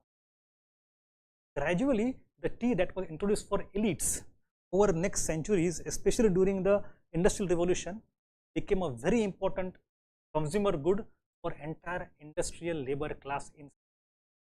क्योंकि बहुत सस्ते में अच्छे वो आप शुगर पियो, दूध पियो और कैफीन ले लो, टैनिन ले लो, काम करो. तो लेबर क्लास के सस्ते में चलाने का ड्रिंक इंपॉर्टेंट बन गया. तो entire British culture came T drinking culture. Huge amount of tea requirement. T बनता कहाँ पे था? 1850s, 60s, it was only in China. अब वो अंग्रेज जो इंडिया को सिल्वर नहीं देना चाहता फॉर आवर टेक्सटाइल, क्या वो चाइना को सिल्वर देगा फॉर इट्स टी? नहीं देगा. They want to establish balance of trade. कैसे करे? टी की रिक्वायरमेंट बहुत ज़्यादा है, बहुत ज़्यादा टी चाहिए. So they said, okay, let us try to create some kind of, we have India, let us use India for that. What did Chinese want? Opium. Let us convert India into opium growing country. Afghanistan आज है, Helmand valley वगैरह. So in Bengal, Hastings in 1770s started to give opium license. By 1820s, you will see that in the western MP, Malwa, Nimach वगैरह, you have huge amount of opium. The opium was regulated. It used to go via Calcutta and Bombay to China. और Chinese राजा ने उसको मना कर दिया. This is illegal. Don't allow opium into our country. इससे हमारी जनता खा रही है. तो ड्रग एडिक्शन बना रहे हो आप तो. What did British do? British ने कहा अच्छा हम नहीं भेजेंगे. Just use Indian middlemen. और middlemen, Marwadis and Parsis. So these Parsis people especially, they used to be the middlemen to take opium from Bombay to Hong Kong and Canton, and then smuggling थी सारा. It was illegal anyway. And huge amount of free opium was given to Chinese. पूरी की पूरी generation को drug का लत लगा. East India company. Why? Because in exchange of opium they can get chai. वो चाय क्यों चाहिए? तो इंग्लैंड में बेचनी है ताकि मजदूर चाय पिए, ताकि उसको ज़्यादा सैलरी ना देनी पड़े, वेजेस ना देने पड़े, सस्ते में हमारा इंडस्ट्री चले, प्रॉफिट मार्जिन बढ़े. That is the whole triangle, OPM T triangle. मतलब if I can use very responsibly one single word, in the first half of 19th century, East India Company is दुनिया का सबसे बड़ा drug mafia. It's a narco mafia company, official policy. I am not joking. So anyway, and you know this great city of Bombay, built by many Parsis and Iranis with their patronage, very liberal and good patronage. But this Tatas etc. तो ऊपर कहाँ से आए originally? Because उनके forefathers were all opium smugglers. in British era. And with that huge amount of wealth that they created through opium smuggling, they put it for good use and created the great city of Bombay. Same thing goes for cotton. So there are lots of things here, but you can see that how Indian kisan, तो पता ही नहीं है दुनिया में कहाँ demand है, वहाँ ओपियम वॉर चल रहा है, पॉलिसी चेंज होगी क्या पता नहीं, वो अपना ओपियम लगाया जा रहा है, अचानक से दाम गिर जाएंगे, इसका घर बर्बाद. Yes, no. Our peasants, our farmers, they are forced into global trade without having any knowledge, any agency and any choice. So every single commodity has got a huge story, an interesting story. जैसे cotton boom आया था 1860s में. You know what was the result of cotton boom? Bombay Stock Exchange. So everything is connected. Then you have second interesting aspect here is that if they want to export raw material, you have a commercialization of agriculture. And if they want Indians to consume British industrial goods, कैसे करेंगे? Cut out the competition. How to cut out the competition? Destroy Indian industry. इस चीज़ के लिए दुनिया भर में हम सदियों से जाने जाते थे, from 1820s to 1890s, as a matter of deliberate policy across India, our well-renowned, thousands of years old handicrafts industry was destroyed and decimated. आपको क्या लगता है गांधी जी चरखे की बात क्यों करते हैं? गांधी जी का चरखा की बात जो है is primarily because British destroyed Indian villages by destroying craft, primarily textile based. So Gandhi ji का चरखा as a symbol is actually a very good symbol of the way British looted India. Intensified run of wealth. Now you come to socio-cultural change. Now they want to change everything. They want to change laws, change administration. They would start saying, भाई ये क्या आपका culture है? बड़ा खराब culture है India का. अब तक 20 साल पहले तक they used to praise Indian culture. What a great culture, what a great language. अब बोल रहे सब बेकार, सब बदल दो, नहीं चाहिए ये. आपके यहाँ सती है, आपके यहाँ कास्ट सिस्टम है, आपके यहाँ कम्युनलिज्म है. All these things are useless. You are backward people. We are the carriers of civilization. हम आपको बताएंगे क्या करना. तो Indomania, love for India from oriental era suddenly shifted into Indophobia. India का सारा खराब सब बदलना है. Now they come with civilizing mission. Let us teach Indians English language. Macaulay at that time, midst of industrial age, brings English for us. Sati abolition happens exactly at that stage. It's a good thing, no doubt. But the intention, अंग्रेजों के खाने के साथ अलग है, दिखाने के साथ अलग है. चलो सती एबोल्यूशन में रिफॉर्म का नाम दिखाने के दांत है, खाने के दांत क्या है? Suppress Indians, make them. तो हम जो सिंपली बोलते हैं कि in this era Clive subjugated India politically. In this era, painting subjugated India culturally. In 1947, India has become free of Clive. Even today, we have not become free of painting. Cultural, cognitive, imperial are still. So that's why we have the talk of decolonization everywhere today, in good or bad, all the senses. So you have all these things. Then you come to next era, third phase. After 1858, two more things happen. First thing is that, first thing happens at global level, and one thing is India. Globally क्या होता है? Globally, in 1850s, entire Europe starts copying Britain in industrialization. It is now no more Britain who is industrializing. We have Belgium, we have France with Napoleon III, Germany. They some industrialize हो रहे हैं. Suddenly they start closing their offices. Hey, we don't want British goods to come here. We want to protect our market, support our own industry. We have protectionism. We don't want British investment. We don't want British commodities. वो कानून ऐसे बनाते हैं. We have excess production capacity in England to supply entire Europe, but now Europe doesn't want our commodity. Secondly, we had excess capital accumulation. दुनिया भर में invest कर रहे थे, अब they are closing off. In America, we have Hamiltonian era. Same thing, protectionism. So entire developed world today actually at that time started to imitate with some modification the British template, and British suddenly realized that they have much more money, their home market is saturated, nowhere else to invest, what to do with the money?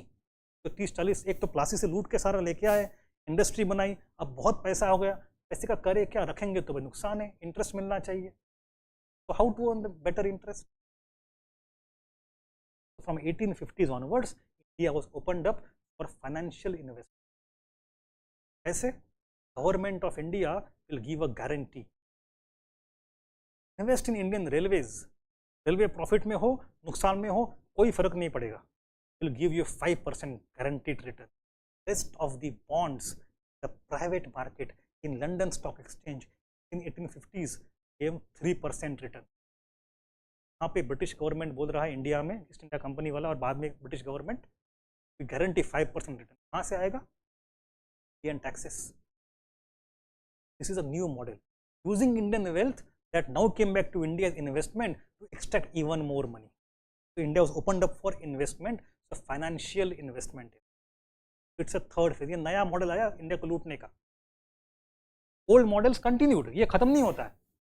This model also continued to some extent. Second one also continued. Third one got added and became more prominent. The second thing that happened in 1857, the revolt of 57, अंग्रेजों को धक्का लग गया. अब तक बोल रहे थे we are coming here for reforming Indians, you grateful Indians. Now अब हम पे डांटोगे, हमें बाहर निकालोगे, आपकी औकात ही नहीं है सुधरने की. Will not bring any social reform now. Suddenly policy change. Indians are beyond reform. They are incapable. What they need is data. We don't want to interfere in Indian society anymore. No more such interference. We need only data.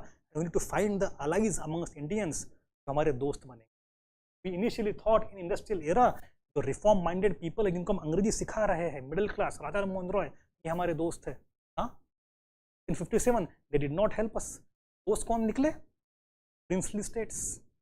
They did not rise against us. वही princely states जिनको हम खत्म करने निकले थे, दोस्त निकल गए.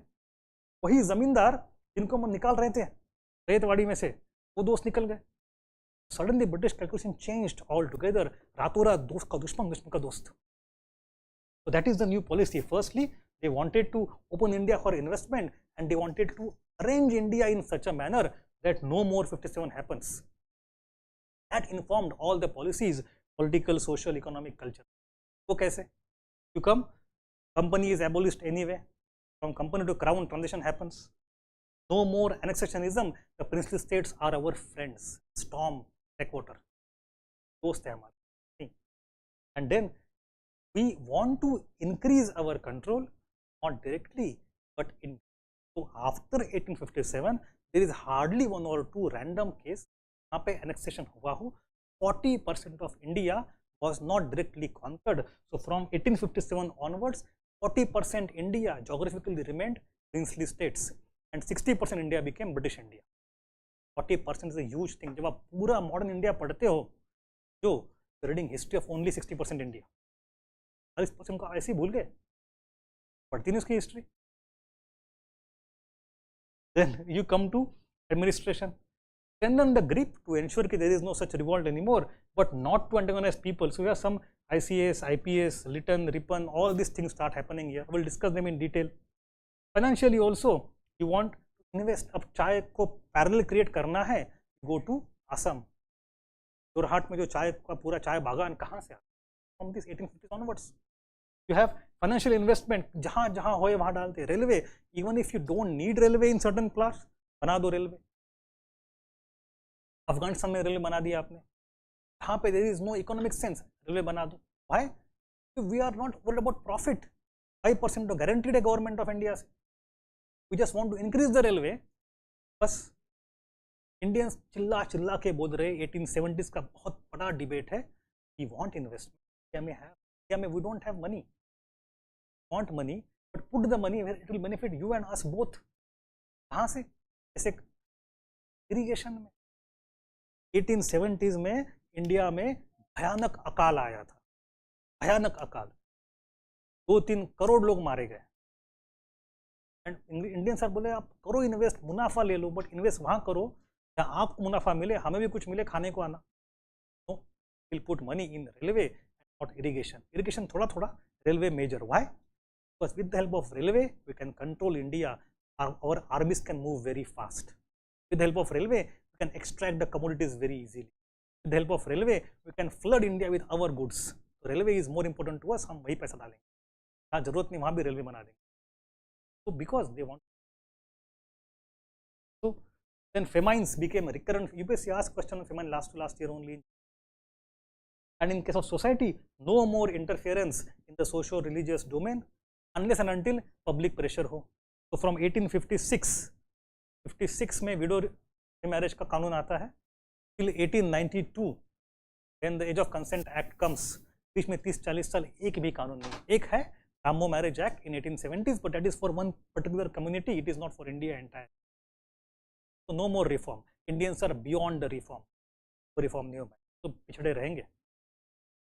And then atom despotism. Then after one impact of 57 was हम गोरे आप काले.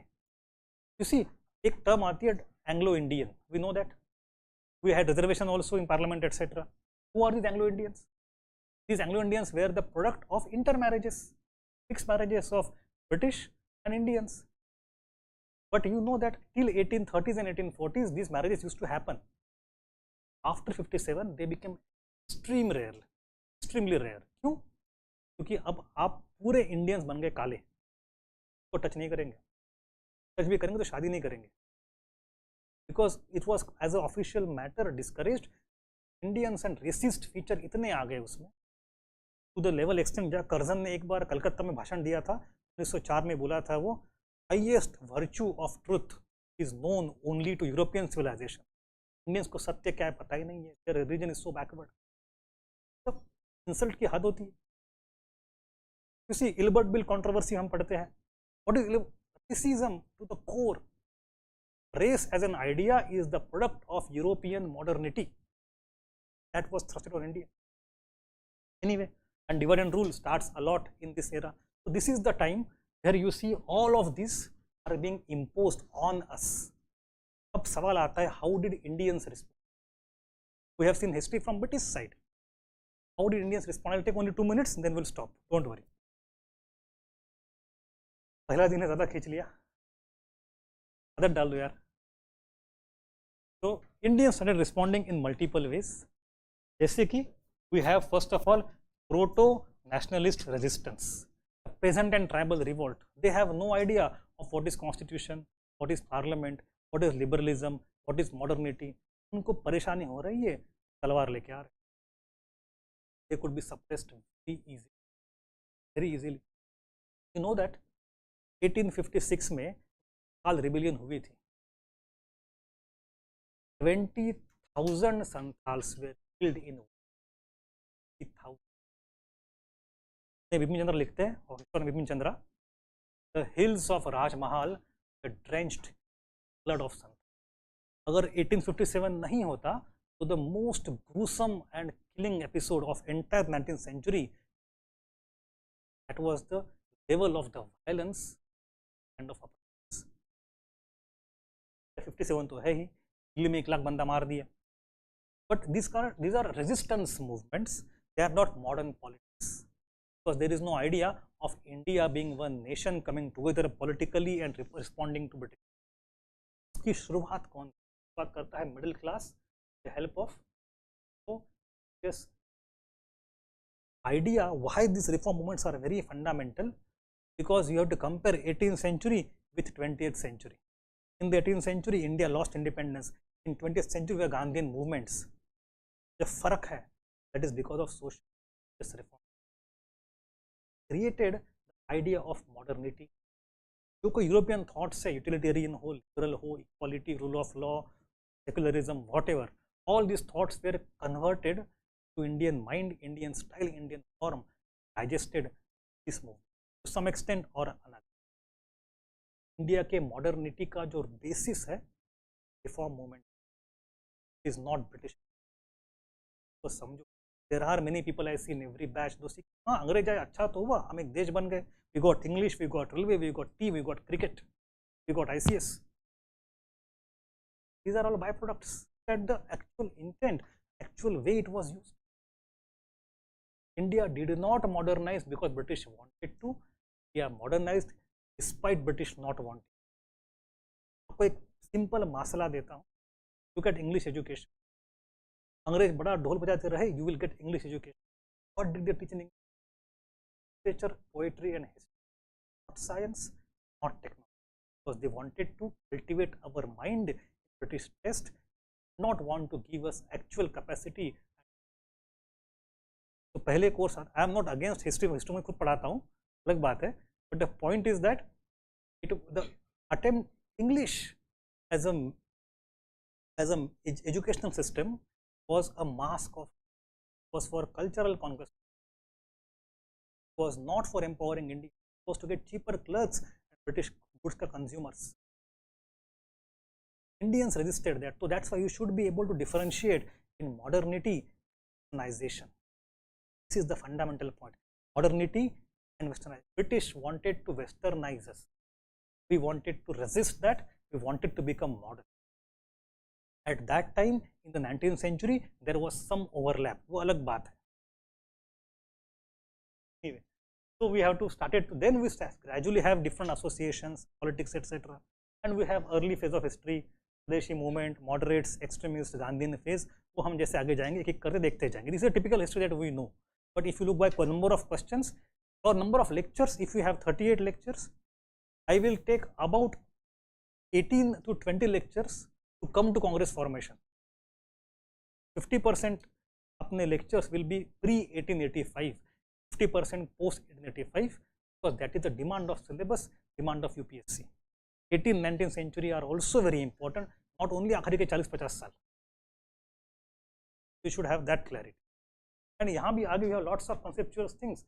We'll see them as we go on. आज के दिन थोड़ा पहले दिन जाते, कल थोड़ा खींच लेंगे, ठीक है? Any doubt, any query? The basic difference between things of Mughals and British. We'll discuss these doubts. Any other query? कुछ है? Yes. Yes. Starting tomorrow. I just want to give trailer and orientation of how should we think. Now starting from the Portuguese arrival, tomorrow we'll go for arrival of Portuguese, and then we'll begin from there, one by one. Yes. Sources की बात करना बाकी है, right? हाँ हाँ ना, कुछ मत पढ़ो, मैं सोर्सेस की बात करता हूँ. मैं let's come to the sources, thing that is on our mind all the time. So this is a list of all the NCERTs. These are new NCERTs that I think you have studied in schools, and these are old NCERTs. If you come to modern India, now within next 1 or 2 years I will have to add third column, newest NCERTs. से पहले निकल लो आप. There are around 25 NCERTs of history. I am not adding Tamil Nadu also. See, what I recommend for modern India is one single book. Apart from class notes, handouts will be in detail and well curated.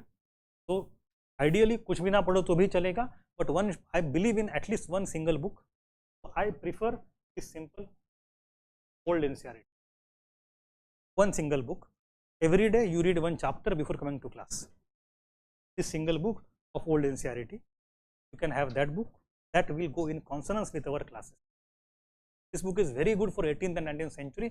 For 20th थोड़ा जल्दबाजी वहाँ पे हो गई है तो हम cover कर लेंगे. If you don't want to read this book, you can read any other book, no problem. But एक किताब रखो sir, one single book, not more than that. It is more than sufficient. My total handouts for this next 38 lectures will be around 450 to 500 pages, and there are 38 lectures, so you will be able to reduce the handouts into 40 pages का short notes.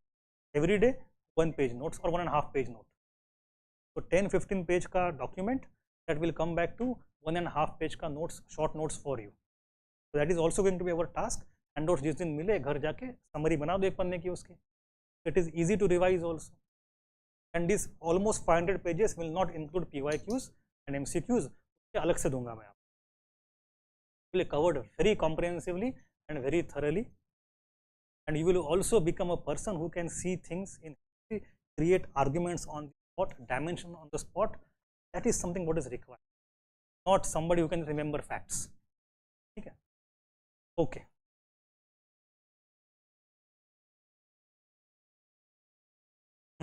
Chalo, thank you.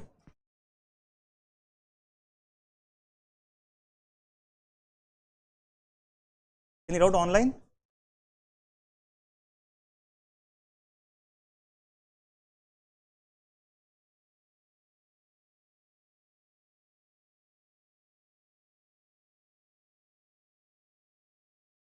Yes. Remind me this.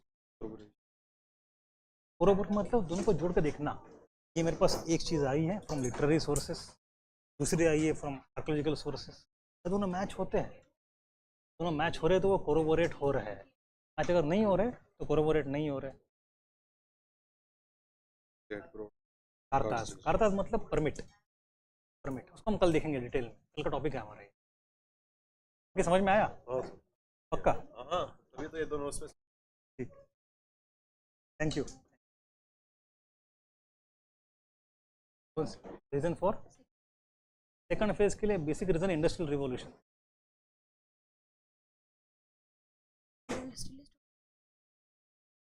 हम पढ़ेंगे ना, मैं आगे trailer आपको मैं पूरी कहानी विस्तार से बताऊँ. But major changes industrial revolution that change the economic structure is one. So the third phase, it is entire world getting in European world that created financial surplus. तो करेंगे पेमेंट डाइवर्ट. ये ग्लोबल पर्सपेक्टिव से. Thank you. हाँ नहीं, I am waiting for some comments. If there are comments, 2 minute रुको.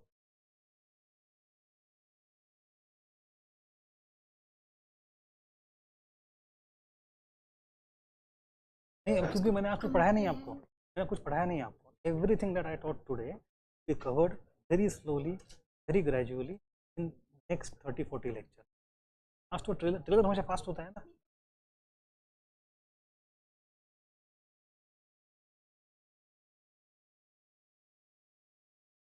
आप इसमें आपको लगे ना कुछ रुक जाए तो बोल दो मुझे.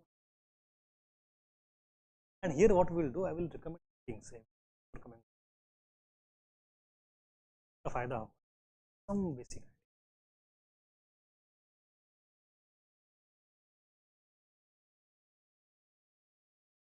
कल कवर करेंगे उसको. सही. तो लाइसेंस, परमिट, पासपोर्ट. अगर आपको अपनी शिप लेके जाना हो कहीं से, समुंदर के राजा तो वो है, समुंदर का इस्तेमाल आप नहीं कर सकते, तो उनका है. आपको समुंदर में जाना है तो उनसे पैसे दे. ठीक है. और oceanic travel, maritime travel.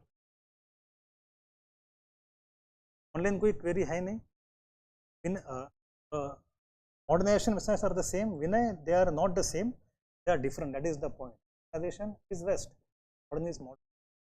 Why in 18th-19th century it is the Western people who created modernity. लगा कि दोनों सेम ही है. But now we have different modernities parts of the world. It is not one single template. ठीक है. शायद online comments doubts नहीं है, send कर देते हैं ताकि मैं यहाँ पे ऑफलाइन बात